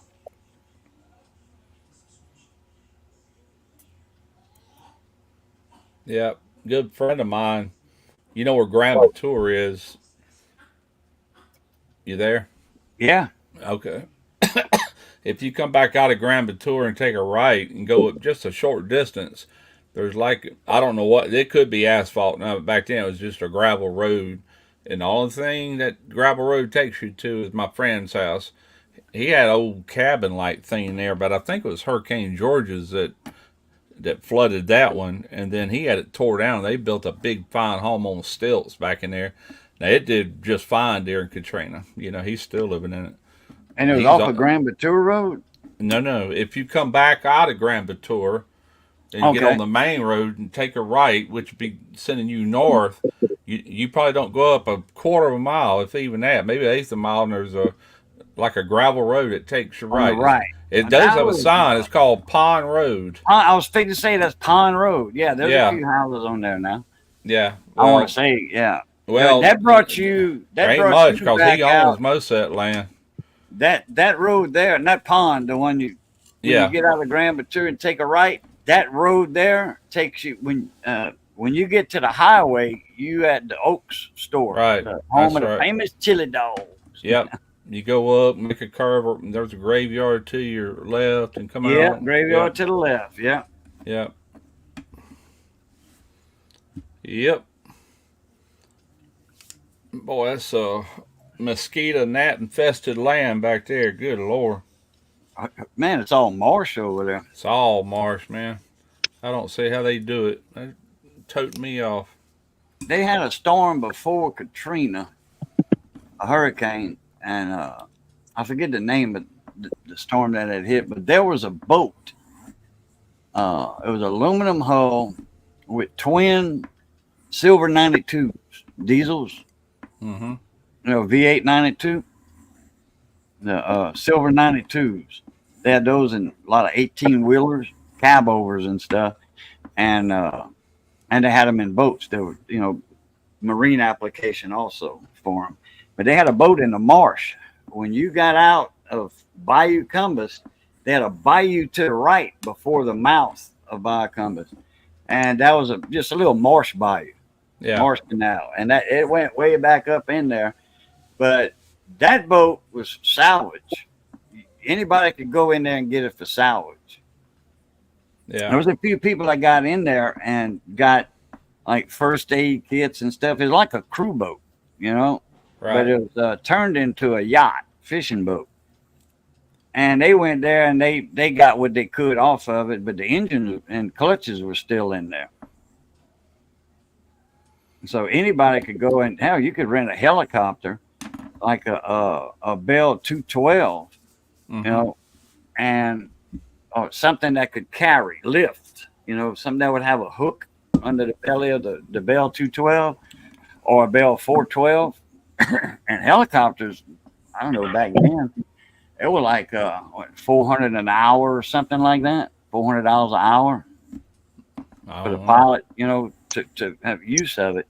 And Yeah. hell, you could have got them engines unbuckled, and in an hour, you could have had that helicopter fly in, land at an airport, drop that engine, fly back out to the marsh, hook onto that other engine, go back to the airport. You could have met them later out there or whatever, and put those two engines on a truck and bring it to your house or wherever you had a boat to put them in, or redo them because they went underwater. I'm pretty sure.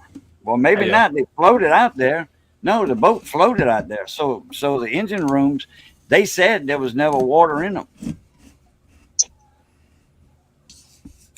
Miss Ida, well, I be dog. How you doing? Hello, best of the best coin community. That's it. How you doing, Miss Ida? Wow, up this late. Well, usually David's sleeping about now. We miss you, Shy.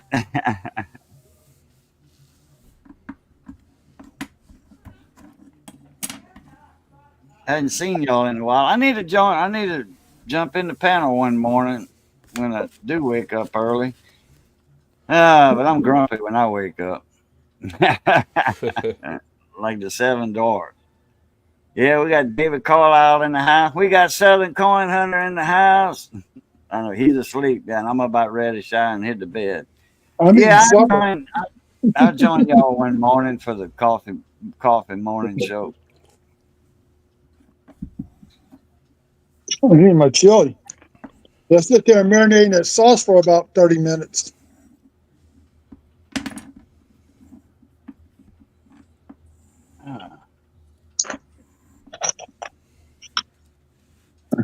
No grumps in the she shop. Yeah, I'll join y'all one of these mornings. I've been sick a lot lately.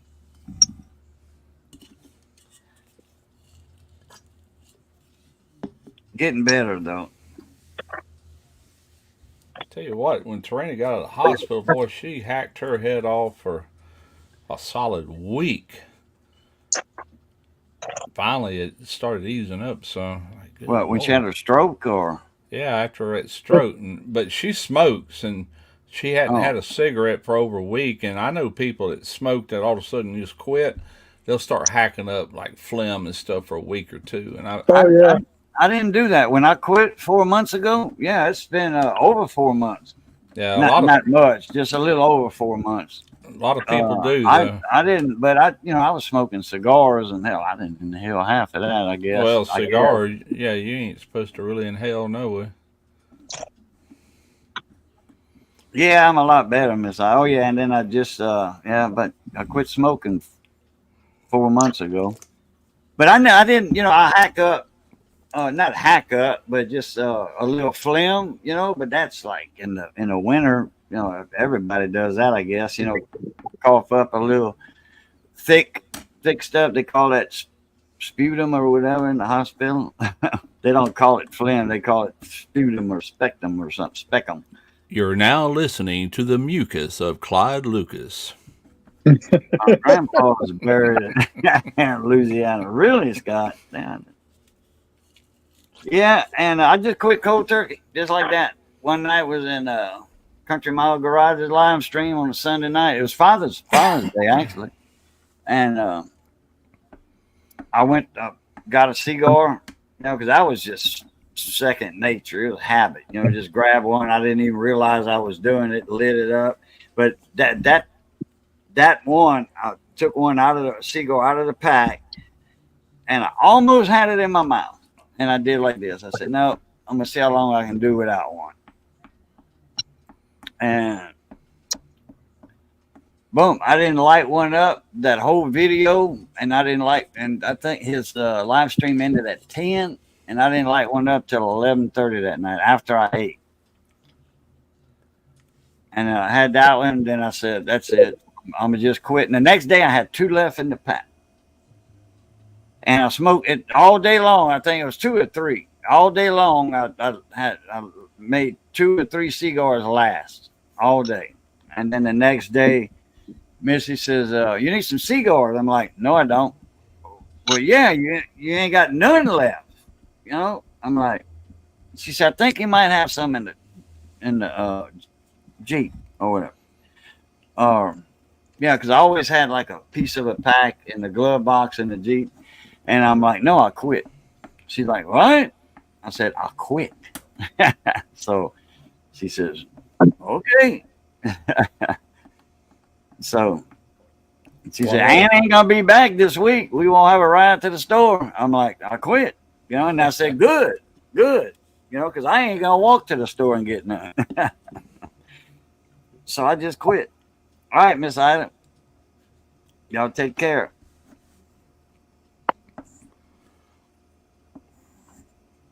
Mm-mm-mm. Got a huge beehive dye tip on the Monticello bill, but I got to clean it up. It's huge. Biggest Hey, one I ever seen.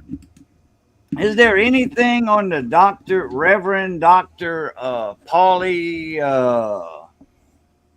the latest woman this year's water? Is there any Dr. Polly, that's the on dye that? class. Oh, is that the one, Dr. Paulie?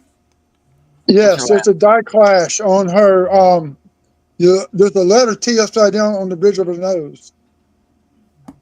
Okay, this one has hope on the back. Right. There's a little small letter T that's on the obverse as a dye clash. Oh, on George Washington, on the obverse, George Washington side. Okay. Yep. And then the latest coin, the lady that designed the Congressional Medal of Honor does a double dye on the reverse with her hair. And on the medal, it's very, very prominent. You can see without a scope. And which one is it? The double dye? The latest one, the lady that designed the Congressional Medal of Honor. Oh, I can't remember her name. I have to look it up. Oh, I got the cords, but it'd be faster if I just look it up. Well, Boo, I'm gonna get off here. Already? Oh, you ain't gonna be on much longer, are you? 20 minutes or longer. Sometimes I go. I didn't check to see what I had left on time because I went about 8 hours last week. Yeah, I got to get up not real early, but I do got to shoot that video tomorrow, which it ain't gonna be much to it.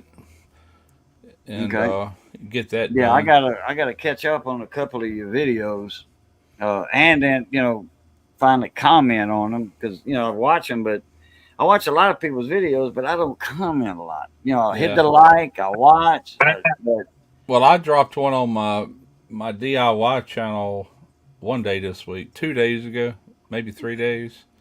What is today? Thursday. I think I dropped it Monday or Tuesday. I can't remember. Monday. I think Monday late in the afternoon. But I haven't done a video on my channel, cooking channel.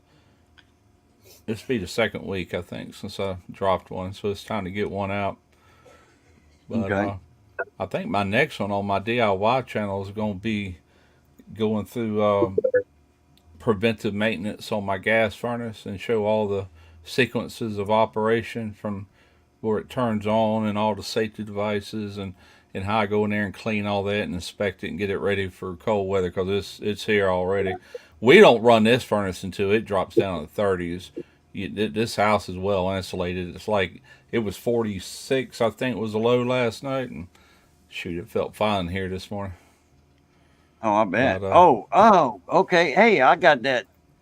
Mike Radio Mike sent me a picture of that tool tray plug that when I was talking about. Let me share that real quick.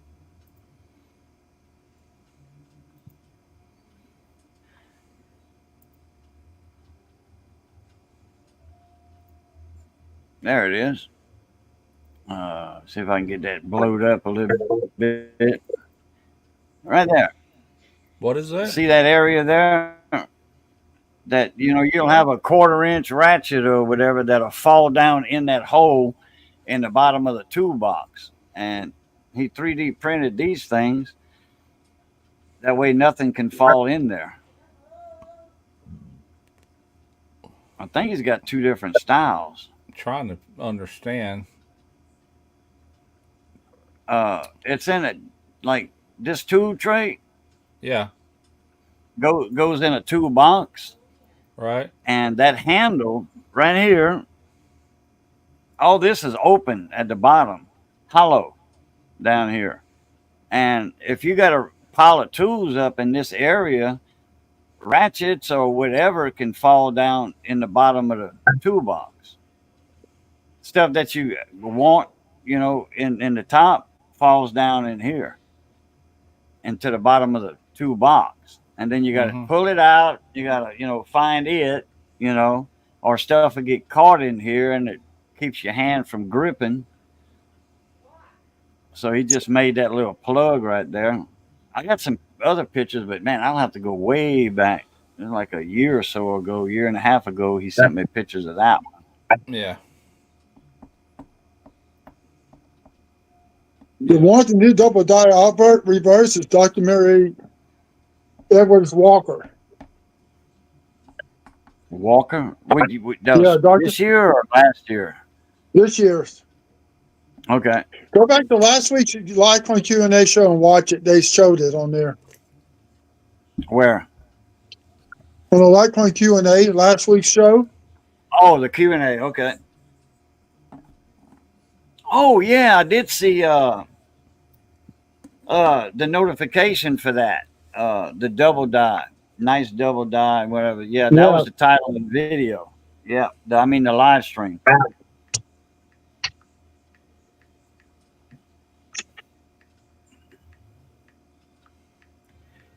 Yeah, I don't think I'm gonna go overtime tonight. I'm getting a little hungry. I ate some fried chicken wings. I fried chicken wings last night. I did the drumette separate. I had Missy cut the drumette off of the wing, and I broke out the deep fryer, and I did a brine chicken, salt water, Never done that. a tablespoon and a half of salt per quart of water, and 2 quarts of water, and I put 3 tablespoons of salt, and I soaked them wings for like about 30 hours, something like that. And took them out and seasoned them real good, and even added some Cavender's season, that Greek season. Added that to it, and seasoned the flour up a little bit, and no egg, no milk. Like a drench and dredge. All I did was dredge. No milk, egg and milk whippings. I just did straight seasoning, and it comes out good like that. You get flour that sticks to it. Oh, and you little cornstarch mixed in with that. Oh man, yeah, buddy. Do that for like 12 minutes. Do the drumettes for about 12, 13 minutes, and then the wing itself and the tip. Do that for like 10 minutes, and it's done. At 345. Yeah, hopefully. I think the alternator's going to be in tomorrow, so I don't know if Johnny's going to be working on his Jeep tomorrow because his radiator came in. I'm pretty sure he's going to want to get his Jeep going first, and then we'll work on the car. Take the alternator off, and then, like you said, Scott, get that kit for it because that is a Mitsubishi alternator on that Suzuki. And since I don't have to turn it in for a core, I can rebuild it, and I can have a spare alternator handy in case that Rock Auto alternator goes out.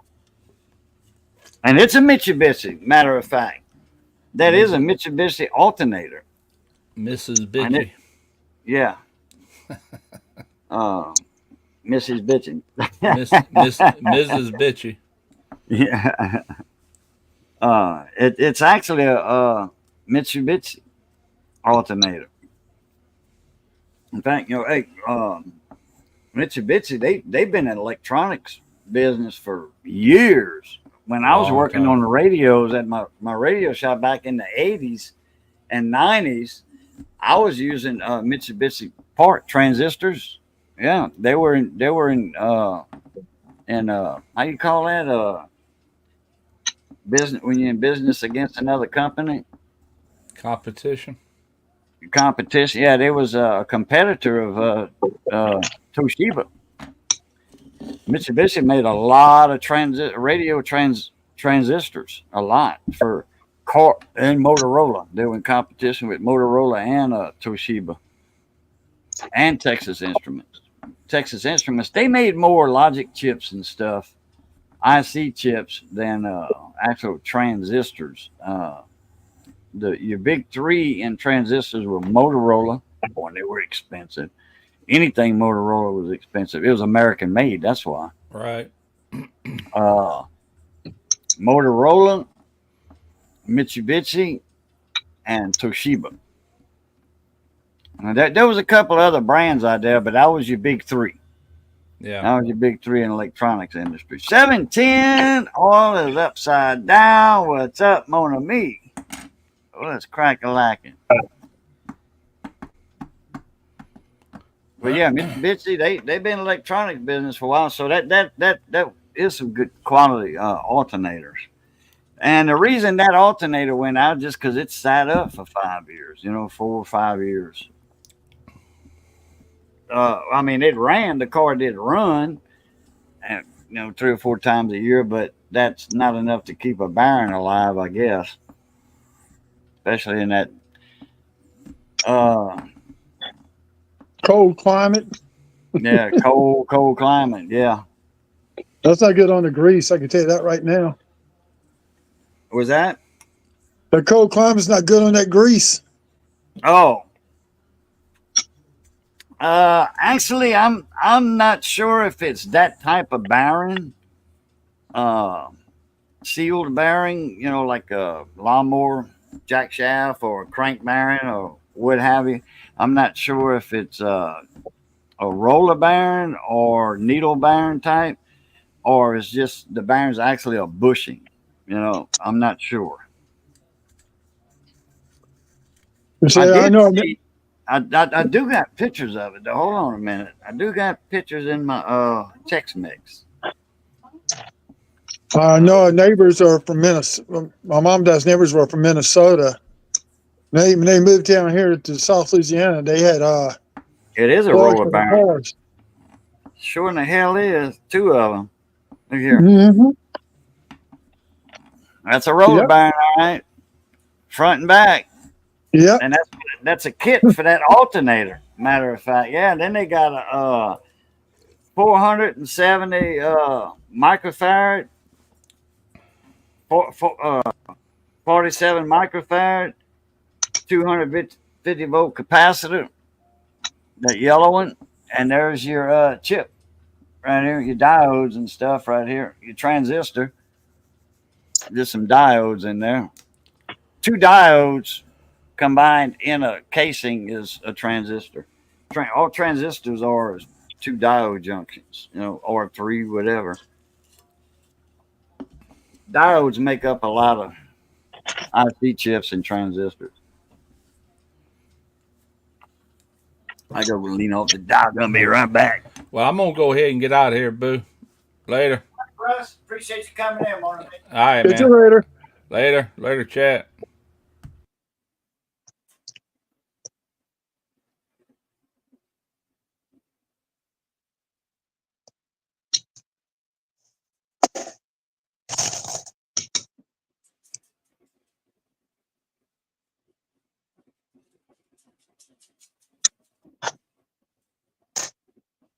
Well, yes, this is me to entertain everybody till Cajun gets back. Just sorting through some nickel.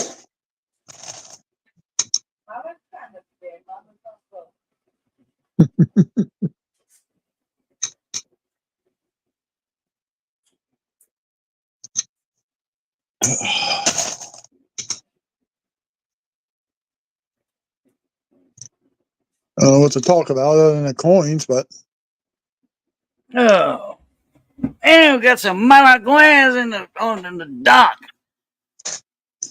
The mosquitoes. they didn't try to carry you off again, did they? No, Mike Hodge, what's happening, mon ami? How you doing?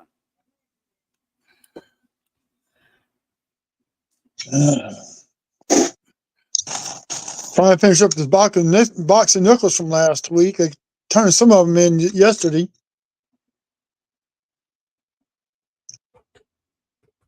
I had 1 silver nickel in that box. It was so tore up. Not bad. It was so tore up. I had to scope the date. It was a 1945 S. It looked like somebody ground it down to almost nothing. Oh man. Oh, you can see it on the video. I did a short on it. Oh, okay. But it's pretty bad. Coins are entertaining if you tell us about them. No, the last time I got a silver nickel came back from North Louisiana, had the box in my car. The last row I opened up had a silver nickel in it.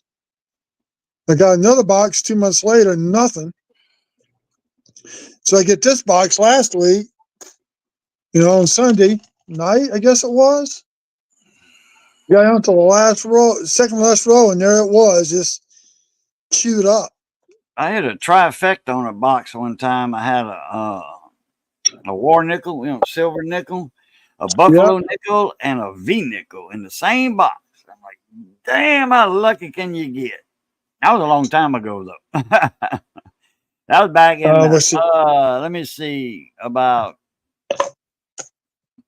1979, 1980. But it's not impossible today to get a buffalo. Well, it's probably impossible to get a silver nickel, a buffalo, and a V nickel, a Liberty nickel, Barber nickel. Okay, an 1867 nickel here that's got a die rotation of about 45 degrees on it. 19 what? 1867. That's a shield nickel. Yeah. It's got a 45-degree rotation on the reverse. Really? 45 degrees? That's a Yeah. that's a lot. That's a lot. Let me You see. know, that's, It's got a lot of environmental damage to it. Let me say something. Got in a cup right now. I got a small book for stuff like this. I'm gonna put it in, but I can put it into a guardhouse flip. Let me see.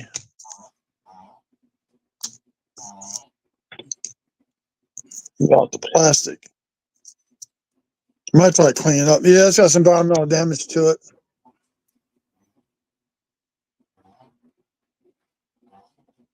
Let's see something. Check it. Hey, full coin scope. I tried rejacking this thing up, and I can't get enough focus to get the full coin in view. So I have to get another scope. Okay. I could set you up. I'd set you up with some links. Yeah, I could see LEDs in there. Yeah, but you see that 5? Oh no, that's stars on the coin, huh? Oh, yeah. Oh, that's star. I thought that was your LED lights. I was like, damn. That's there's a no. You see the rotation. Hold on a minute. Watch. Okay, hey, hold on. That thing. See, here's the shield. Okay, is that the way the shield's supposed to be, or like that? That's the way the shield's Right supposed there. to be. Okay, now flip it over. No, that's actually about 15, 20 degrees. No, it's 45. That this center point was pointing straight at the corner of the flip, going this way. It's pointing straight. It was pointing straight at the corner of the flip before I took it out. Damn it! Where's my rotation link at? Oh, I got a cord. I got a forget cord set up. I got a cord set up on it. I've already checked it out. It's a 45-degree rotation. I should have printed my what's the matter, my baby? What's the matter? You want daddy to scratch your chest? Yeah. You want daddy to scratch your chest? Yeah. You like that, huh? So I'm gonna put this in the guardhouse flip I got sitting right here. I gotta look up my my die rotation. It's 45 degrees to the right. I already checked it all out.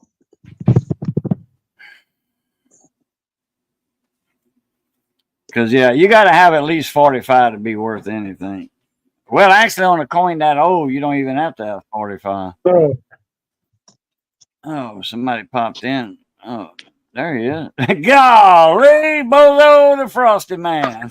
Hey, what's happening, Moudreau? What's happening? Where you at? Oh, okay. Oh, look at that. 283. Chrysler Hemi. Huh? Chrysler Hemi, 426. Oh, okay. I was going by Chevy Red or Chevy Orange Red, so. At least I hope it's a Hemi, or these pistons ain't going to fit very well. Yeah, no doubt, huh? Yeah, top of your pistons will be hitting the Everything. valves and all that. Yeah, that's a dome. That's dome pistons, baby. These will be hitting the dashboard. Oh yeah. Damn. All right. How's everybody doing tonight? What's the compression ratio going to be on that thing, man? Damn. Oh, believe it or not, it's probably not that much. I mean, I think these things were 170 cc heads. They're probably going to be 10 to 1. Mm. Then you can adjust it with head gasket thickness. Yeah. Depending on what you're doing. Yeah. Oh crap! I'm gonna see if I can find my coin rotation. I don't know if that's in this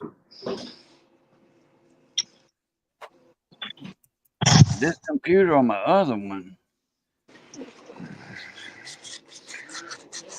So you guys find some money that's worth some money? Yeah, maybe.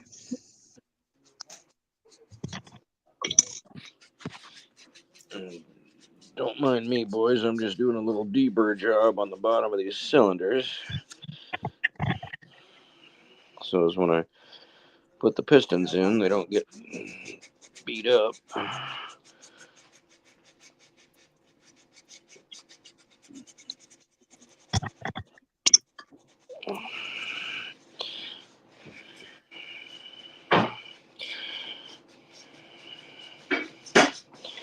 Well, we almost survived another week, didn't we?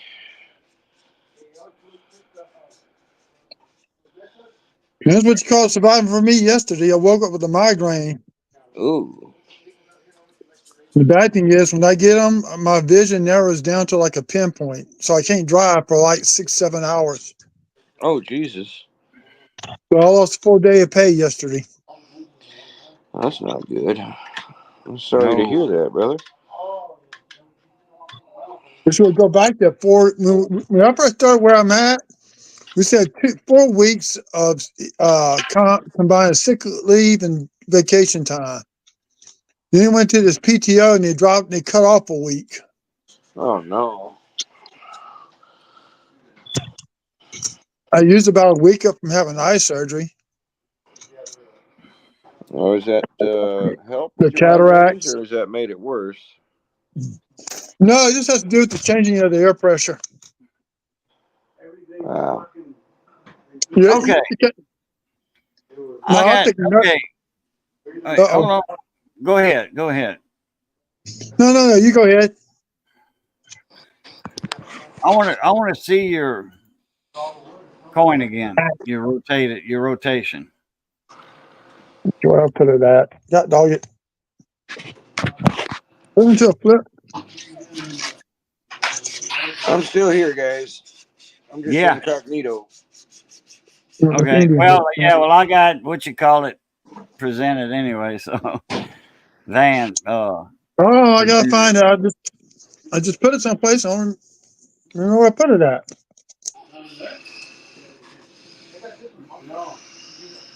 Nickel. Gold. Oh wait, I know where I put it at. So I'm back on this envelope. Okay, these are all right. Jack it back up again.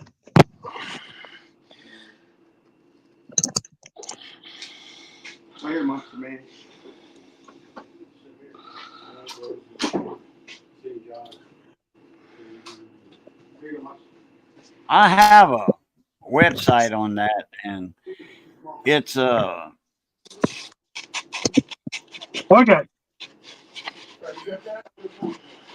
That's not it. Let me rotate it right. There you go. There's your yeah. shield nickel. All There's the right. date on the Right bottom.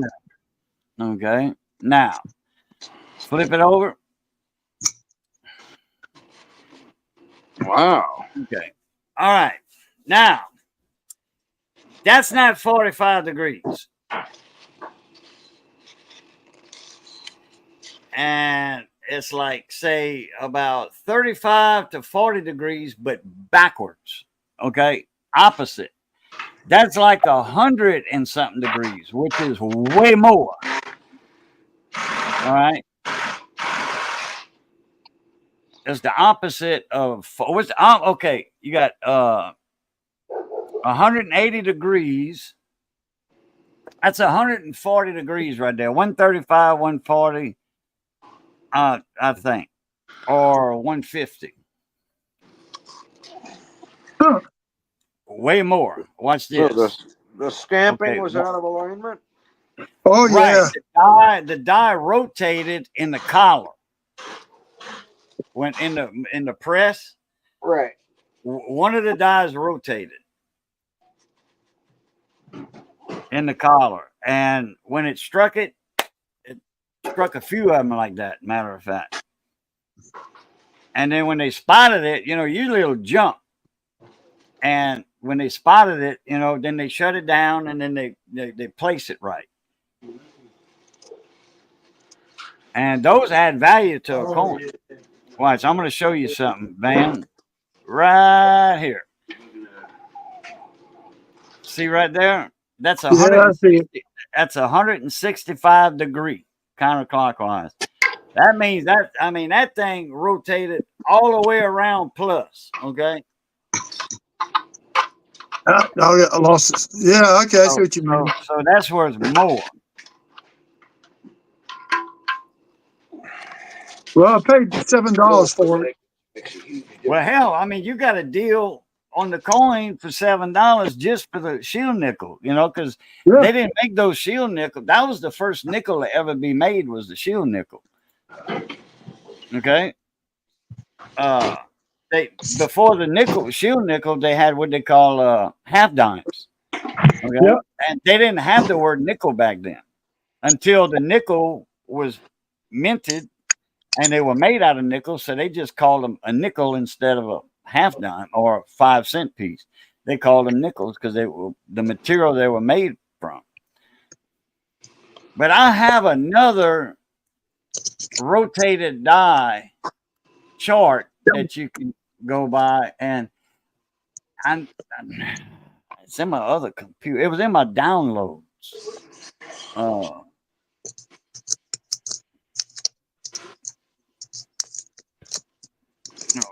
Anyway, which is in better shape. I sent it to the panel for a Monday night show. What's that? So I wish it was in better shape so I could send it into the panel for a Monday night show. Oh yeah, for clarity on a picture and all that. Yeah.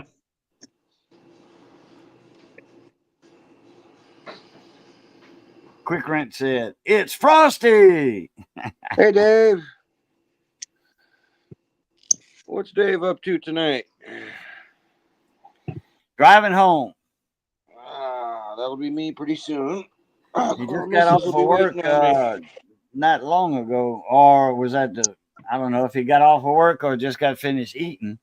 But at 20 minutes to 9, he said, "I'll probably be home at 9 o'clock or a little after 9. My time. My time, because we all in different time zones." Right. I think he's ahead of me. I'm not sure. I think he's an hour ahead. I'm 7:08 right now. Yeah, and it's 9:08 here, and I want to say it's 10:08. Man, he works late and eats late, which I eat late too.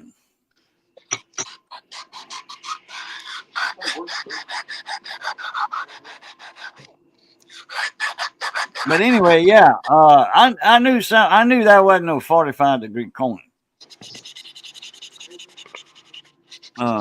It's like 20, but the opposite of 20. You got minus 180 minus 20. It's like 160, which is even better.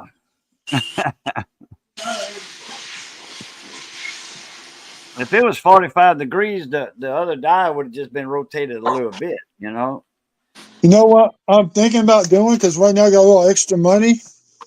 I want to send some coins into Annex, and that's going to go ahead and slab it. I know it's going to come back environmental damage.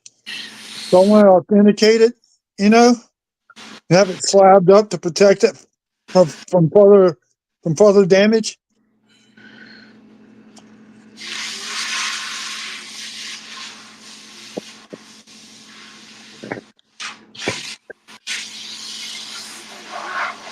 Oh, go ahead. Hey, repeat that. I was reading something. Yeah, what I might do, I got some coins I've been wanting to sell off the Index. So I got a little money coming in to me. So I might send that one in, get them to authenticate it with the die rotation. It's going to come back corroded damage, but I'd rather have it in the slab to protect it than to have it keep getting more damage from the environment. Yeah. You probably could. I can pack it to protect it, but that ain't gonna help out. Renegade, what's up, Mona mate? Yeah, I had a text from my son. My son said he's watching.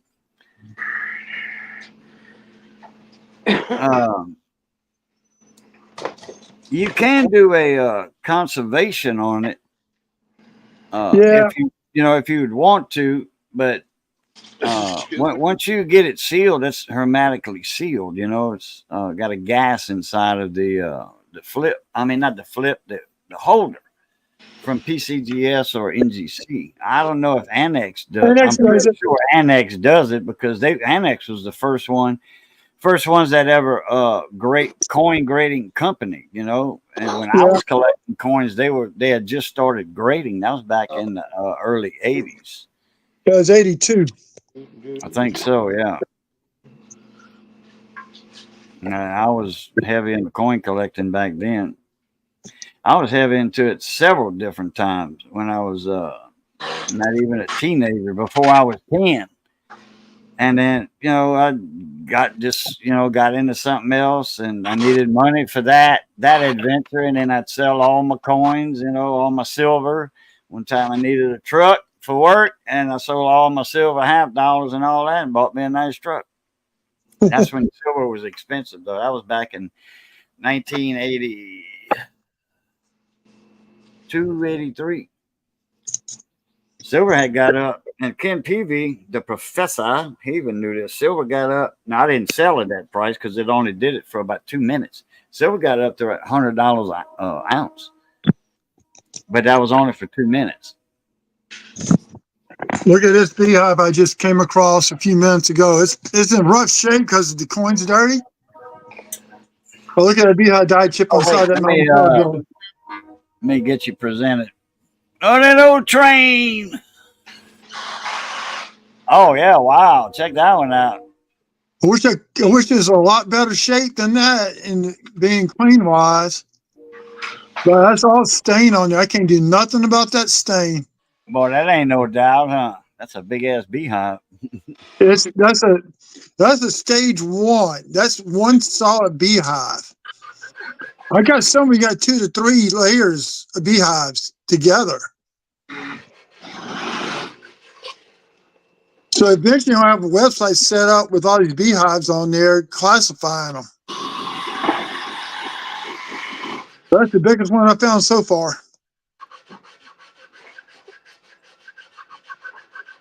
Hey, what's up, Big D? What's happening?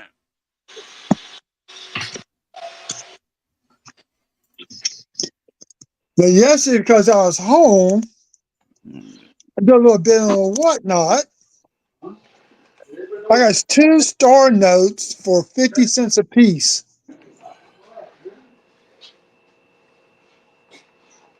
So I got $2 for the price of one.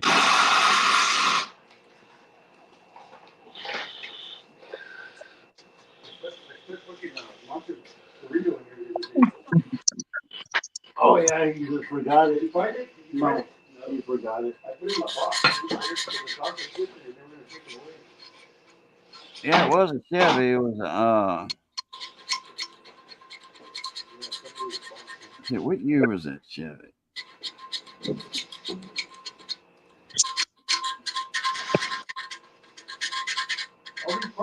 I don't know if you're talking about some old pictures that your mama got, but I was an old GMC. I remember the all pump went out on that thing. I was going from a crab trap, and your mama and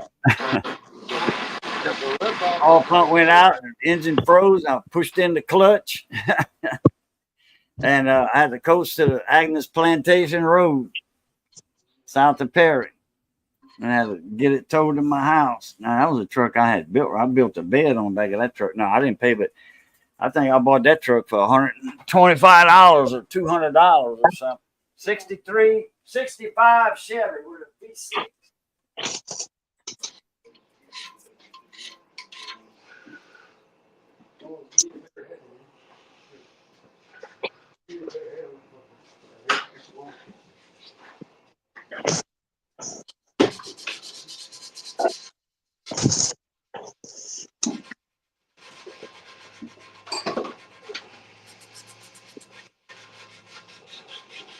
Have a 65 GMC. I built a wooden out of marine plywood, treated wood and marine plywood. I built a flat bed on the back of that. That thing have a big 6 or an Olds V8 in it? It had the V6 in it, the 305 V6. Pistons that big around. Yeah. Well, they had a 305 and a 351, right? Not no, the 65 GMC. No, they didn't make a 351 that back then. They made a 352. That was Ford made a 352. Yeah, Ford 352. My bad. I'm thinking Ford for some reason, but But I mean, 305. GMC Yeah, anyway, it had they made a bigger 6. It was a 351. Oh, okay. GMC. Yeah, and then in log trucks and shit, you could get 2 of them in a common crankcase. They made a 12-cylinder version. Damn. You ever seen that? 702 V6 or No. V12? No. Big bastard. 702 cubic inch V12. Damn. 2 GMC truck engines, kind of with one crankshaft. Oh, The Rosos. We went in the room. The Rosos. 86. I'm sure if you Talking look about it up. Look up GMC 702 V12. It's built off of 2 351 Jimmy 6s. Has 4-cylinder heads on it. Same cylinder head as the 305. They just used 4 of them. Justin, Van, the man's in Baton Rouge. He's looking at. He was showing us some shield nickel that was rotated dies. The 2 dies, the top and the bottom. When the nickels were going in the press, they would stamp it and then shoot it out. But anyway, the die, the bottom die, the bottom die rotated in the collar. The cushion done rotated. well, back then those were hand-driven presses. Those were not machine-driven. Yeah, They actually had a bigger wheel. They were steam But they engines. turned to make those dies. Steam engines on those presses. They got maybe 1867, but before that they were hand done. Well, they're punch presses. Carson City had them, the steam engine driven, and they were fast too. Weren't they big C-frame punch presses? You know, like the little crankshaft mechanism on them? Man, don't get me the line now. You can ask David Carr. David Carr, I want to say. David Carr. Yeah, David Carr. He owns a couple of old mint presses, and he makes coins for whatever. He'll do silver, gold, whatever. If you got a coin club, he makes coins for your coin club. Yeah, you have your belts running through. Your belts run through the gap, and they drop the blanks, the planchets, and yeah, the planchets, and the thing just goes bang, bang, bang, bang. It just rotates. As it rotates, the press head comes up and down. Well, actually, these the dies when they bang bang. In fact, where your modern ones too, they go in sideways. They drop, and then they like for quarters. They'll do like 12 quarters a second. Wow. Yeah, it's a lot. It's fast, and but the die itself, like that bottom die on the top and bottom press, the die will rotate in the collar, and they'll catch it. And then they just got to reset it back in place. And they put it back in place, and then when they have a die clash, actually when a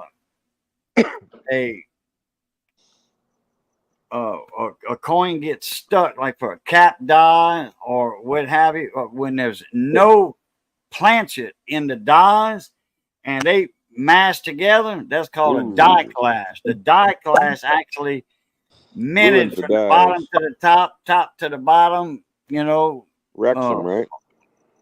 Or so it's called a die clash. And then when the next planchet gets in there, and the other planchets, then you have like defects. What, They miss? transfer her to Lafayette Hospital. Oh, okay. They'll do like Lincoln. They'll have what they call a jailhouse Lincoln, and I have one from what year is that? 84, I think. The memorial is over Lincoln's head. You know, it's imprinted on Lincoln. And it looks like he's in jail in bars, you know, because of the columns on the Lincoln Memorial. I have that. And that's a new discovery that a guy from Louisiana, from Belle Chase area, down by the tunnel. He lives in Florida. His family owns a meatpacking plant down there. I forget the name of it in New Orleans. Anyway, he's in Florida. He's got a big construction company. Midnight Silver runs his channel name. And he got some rolls from his mom, I think, some old Lincoln Penny rolls. And he was going through them and he found those die clashes. And he turned it in, and that's a new discovery. And there's only like 100 in existence. So Wow. yeah, I got something that's worth some money. That's a pretty pricey penny.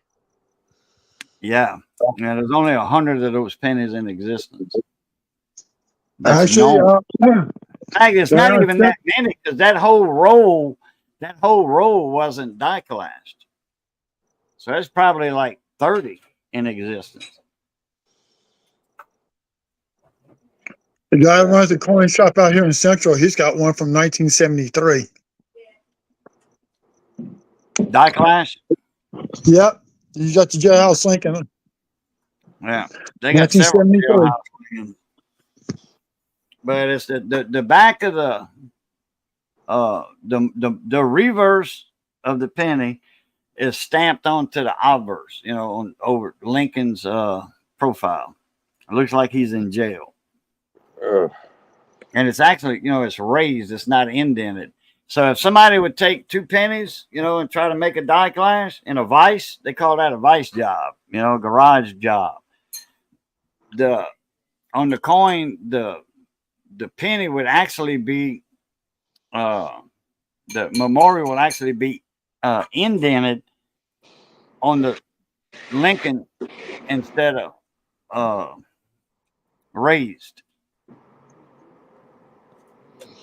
So you can always tell a fake.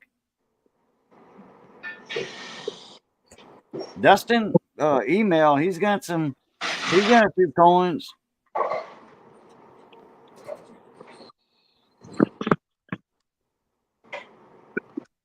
Hell, we were talking about that old V6, that 305. We were Yes, talking sir. about that a while back, and Miss Jamie, she found one for sale in Florida, a 65 GMC truck with the 305 in it, standard, 4-speed. You know, Running, three forward, one reverse. Wow. Comma to the top S. I bet that would be a good running truck. It was a fish truck. They had a fish. It was, you know, for a fish market. Oh, it's a stinky one. It was for sale. I think they wanted $2,500 for it. Wonder how much rust is on it. Actually, not a lot. For being in Florida, because they had pictures of the frame too on there. Well, hell, for $2,500, that, you know, how could you walk away from that? I mean, that V6 in there is so big. Anything GM man, it ever looks made like will bolt a big right old- in. Looks like a big 455, and it Yeah, still had room under the hood. Oh, I'd have a 500-inch Cadillac in there in a heartbeat. I don't know if the rear end could take that kind of power. The stock one, maybe not, but, you know, Yeah, the stock one, no. you can always upgrade. I had some big old mud grip, big co-op tire. We call them in town co-op tires because you bought them from the co-op. Yeah. The rice co-op, you know, for farmers and all. Big old grips, big knobbies. Mm-hmm. You'd always put a 9-inch Ford in there. They make them in kit form, or you could put a Dana 60 in there. Dana, even a Dana 44 if you wanted to. Yeah, just let Miss Jamie have it for a couple of days. She'll fix you up just right with a good Dana rear end. Yeah, Detroit locker or a traction lock. Yeah, comment to the top. Yes, that's Boots Grocery. Boots Grocery. BOOTH. Comment to the top. S. Yeah, I Boots think a Grocery. Cadillac motor would fit in there just perfect. Oh, something smells good. What you heating up for that dog? What you heating up? Some of that roast beef? Oh, that Roast sounds beef good. and rice and gravy. That's a coon ass dog there. Make me a plate, would you, Boo? Huh? You fix me a plate. Yeah, missing. Frosty wants a plate. Fix him a plate.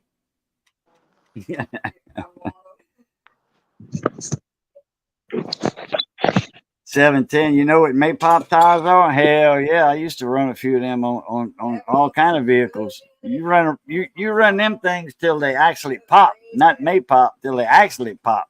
I got one on the left rear. My She gets cousin owned. filled up every couple of days. My cousin owned. He ran and owned the tire shop, Goodyear place in town. Patan's Tire Company. Dustin remember that Patan and Jim's Tire. It's Jim's Tire after he bought it after the old man died. The kid sold it to Jim. He ran the place for 30 years before he bought it. And man, he sold me a set. Big Jim, there's Big Jim and Little Jim, the son. He's old, he's old enough to be my uncle, but he had a nickname Big Jim, so I never called him Nunk Jim. Anyway, because he was my first cousin. That was my dad's sister's son. So anyway, he sold me I had a 72 Ford pickup, and I was married at the time. I was in, I was saying I was 19 or 20. And I bought that truck from Yankee Mirror in Intercoastal City. And there ain't nothing Yankee about him. He's an old coon, old Frenchman, talk French before he talk English. Anyway, I bought that truck from Yankee for about $200 or $300, and I needed some tires, so I went to Big Jim, Jim's tire shop, and I said, "Big Jim, I need a couple of tires." And he was like, he said, "Boo, I got a set of Goodyear. What was them ones at the Corvettes? They used to come with on the Corvettes from the factory. Goodyear. Oh crap! What were the name of them tires? Gators? Huh? Gators? No, they were regular street tire, but Corvette. They came with Corvettes and Camaros and all from the factory. Oh yeah, Goodyear Eagles. Eagles, that's it. Eagles, GTs or whatever. Yeah. He got a set, traded in. A car came in, and it was 15-inch tires. They came in, and they told him to keep the tires. The whole set, 4 tires, and Find out where they go. he sold them to me for I want to say it was $50 for the set. Where it goes to. Put on my that's right, Elvis. Go Tigers, baby. I told you about that, Elvis, that road tide road shit. Now I told you about that. There's 2 things that control the tide. That's the moon and LSU. So get that straight. Vandy controlled Alabama a couple weeks ago and beat them. That's right. Oh yeah, we smothered their ass. Anyway, he sold me that set of tires for $50. I want to say it was $50. Put on my truck. Huh. 4 Eagle. They were used. He Right. said, "Oh, you still got 20,000 miles on these." I did ham steaks, rice and gravy, corn, green beans. Hell yeah. Nice. How's Angel doing, Dustin? But yeah, for 4 Eagles, $50. Shit. He made a quick 50 like that because the tires didn't cost him nothing. He made you an offer you couldn't refuse. Oh yeah. Well, that was a kinfolk deal too. Now Little Jim owns it now. I presume Little Jim still, he owns it since Big Jim died. One would Oh, hope. Dustin, Little Jim, he still got the tire. He still owns the tire place, or does he own it? Yeah, I know he didn't sell it. He ain't gonna sell no. He ain't gonna sell a business like that. Hell no. Might be part of a family trust. You might not be able. It is, yeah. Family. His dad ran it for 30 years, and then when Mr. Patan from New Iberia died, the kid sold it to the business to my cousin, and then Big Jim died a while back, so Lil Jim, and he went to college for business, business management or whatever, but he always worked at the tire shop. He didn't have to go to college, but he did. He had something to fall back on. He was going to play college ball, but then he got his knee blew out. He was a quarterback. He was a quarterback and running back. A good sized boy. But anyway, got his knee took out at a very young age. So, damn good football player. He played high school football for VC, Vermilion Catholic. Huh. I forget the team's name. I forget the school's name. The Abbeville High was the Wildcats. Junior High was the Bobcats. Abbeville Junior High was the Bobcats, and Abbeville High was the Wildcats.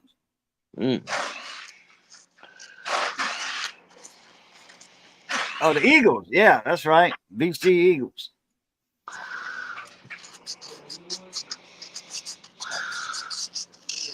Makes sense. From cats to birds, though.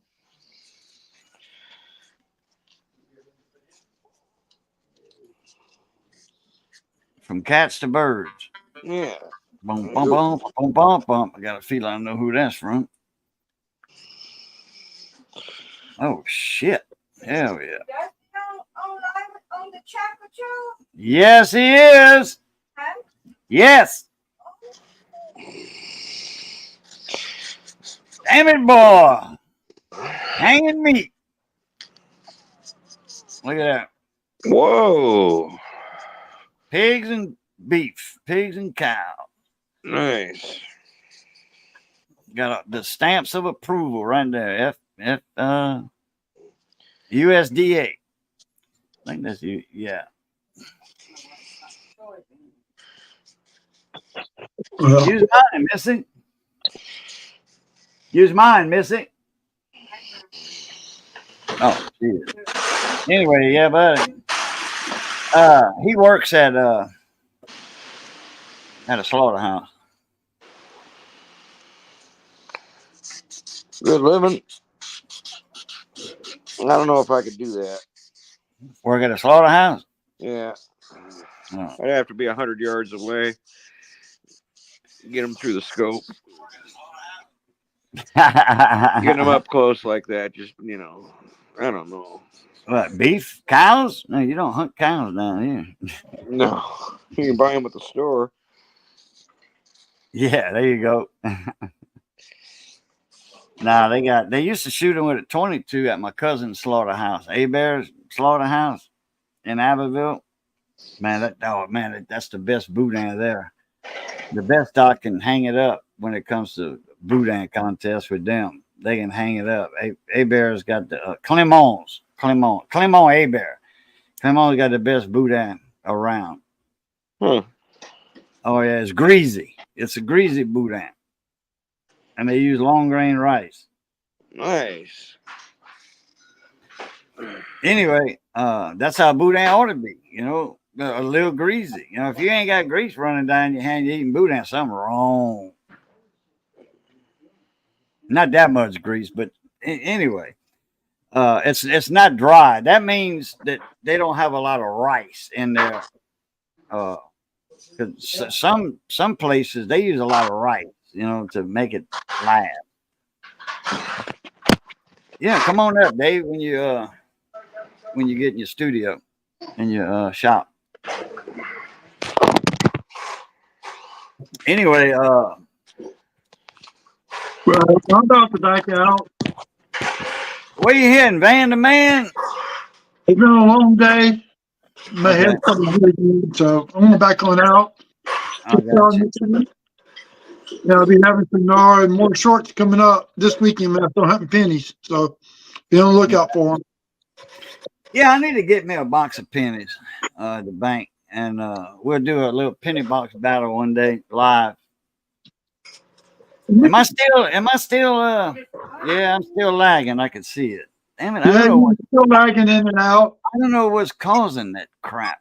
Maybe I need to jump out and come back in. Oh, that little Wi-Fi thing went away.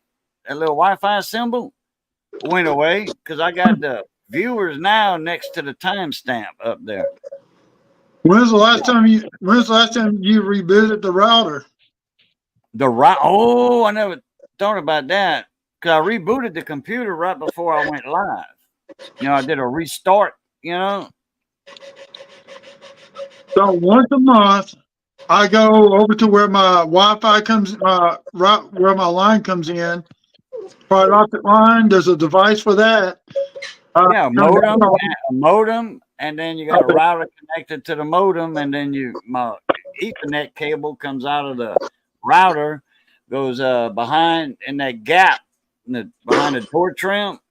In fact, the door trim's not back on, but the Ethernet cable, Cat 6, is going on the side to the top, and then down, and then coming out the bottom and coming up to the laptop. All mine's Wi-Fi. No, I I got don't. cable running from the outlet, the input from the wall to the modem. Then after that, it's all Wi-Fi. I think the I only don't thing I do. can hook up is a cable for the Blu-ray player in the living room. I don't do. I don't do Wi-Fi on this. I do direct to the router. That way, I ain't got no lag. Now I'm lagging though, but I don't know why that little Wi-Fi symbol's gone because I'm not connected to Wi-Fi. I checked that. I went in my settings and I am plugged directly into the Ethernet. But I didn't think about that. I haven't rebooted that router or the modem in I don't know how long. To be honest with you, I don't remember. I did it, but I just don't remember how long ago. Be a good idea to do it tonight, right before you go to bed. Yeah, yeah. Sure enough, catfish. In fact, I can jump out of the stream, and then jump back in, and that might help. I've seen it do that before. I remember one time my audio wasn't working. Nobody could hear me, and I jumped out and got back in, and as long as I got some, it doesn't matter, I think. But as long as no, it don't matter if I jump out or what. But even if I got somebody in StreamYard in the panel like this, it Okay. it keeps running. Yeah, what I'm going to do, I'm going to drop down. I'm going to take myself out of the stream, uh, and then I'm going to come back in. All right. So I'll see y'all in a couple minutes. I got to lean off the dock anyway. Let's see what we got for comments here.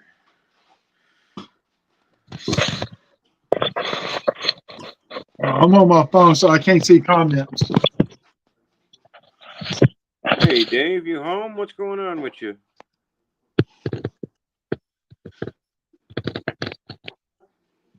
The only core I do miss was my first core. That's at Cutlass Supreme, 1977.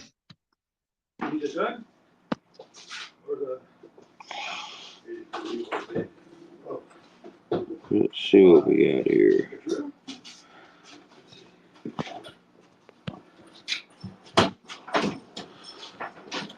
I hope he finds his way back. Find his way back. Wonder where Dave's at. He should be popping up backstage.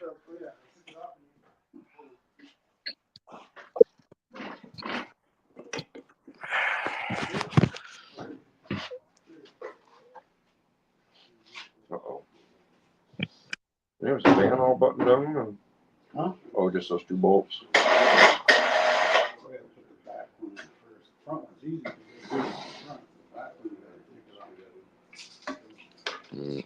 I am going to put half the rear seal in this thing. I'm about ready to drop a crank in it. Oh, yeah? Yeah. Then I'm going to bag it. What do you think? What? Then I'm probably going to bag it. I got to go home and get some food. It's going to be a long week. I've been here every night. I'll be here every night this week, and I gotta get up at fucking 4:30 to get to Italy by 6. 4:30 you get up? I gotta get up. I gotta leave the house at 20 after 5. So it takes me a minute to get out of bed. My back's usually bound up pretty bad, and then I gotta get a cup of coffee and a cigarette in me and a piss.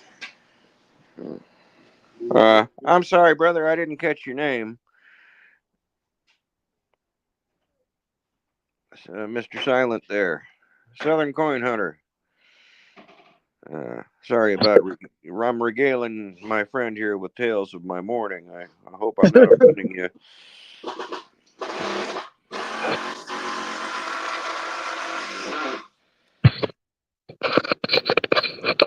He should have been back in by now.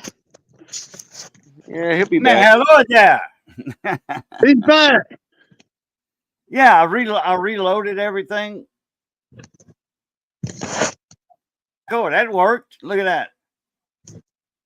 Well, it's lagging a little bit, but shit, that'll make a iPhone lag doing it like that. Yeah. But yeah, I don't have the Wi-Fi little square. No, I'm still lagging a little bit. I don't think I'm lagging as much as when I first started, though. And also, as people get off at nighttime, it's going to increase your speed up a little bit anyway. Yeah, well, I got Spectrum internet, and I don't know if they, that home internet. I don't know if they toggle home internet or not. Throttle, not toggle. See, I got AT&T, so I got fiber optic. Oh shit! I didn't see that. There's some hamps right there. Blue butts, hamps, Hampshire. That's what was hanging in that cooler a while ago. Those went from that. Oh crap! Went from that to that.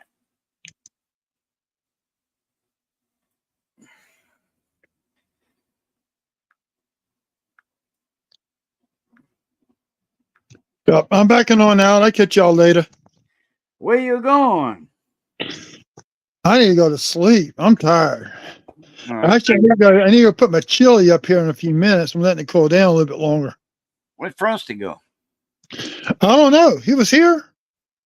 Yeah, he said, I'll stay in here. I told him I was going to jump out and jump back in. He was here when you came back in. I don't know what happened. Yeah, well, I guess I'm going to roll out too then. I'm almost 3 hours. Oh, yeah, I need to save some time for next week. Yeah, buddy. Oh, crap. I hope I ain't over. I need to save at least 10 minutes for next week. Airtime. So, all right, dude, you want to tell everybody bye-bye? Everybody, catch y'all later. Have a good weekend. Go Tigers. May Bama always lose.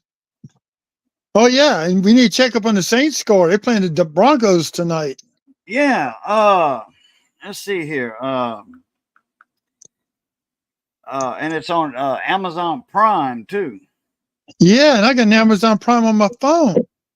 Okay, And I'm not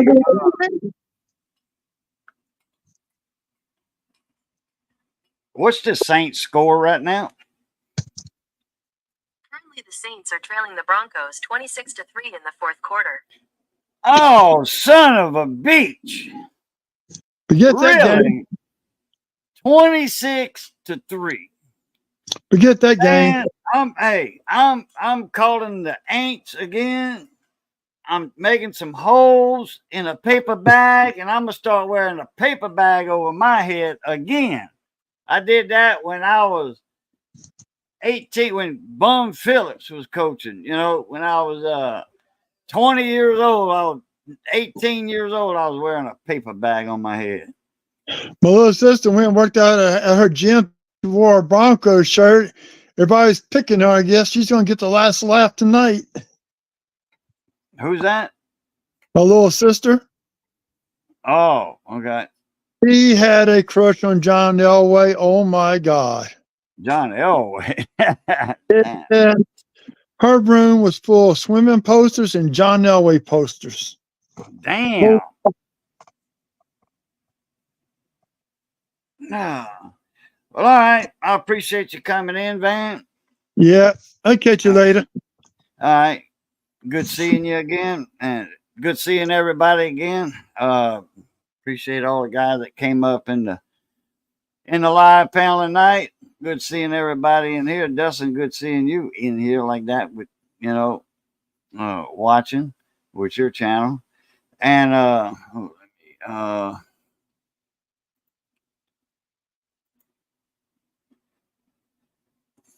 get back right here. All right, y'all know the routine is good being north of the grass. Y'all stay safe. Be that way. Be that way. Stay safe. And as always, love, peace, and crackling grease. Y'all take care. Pluta.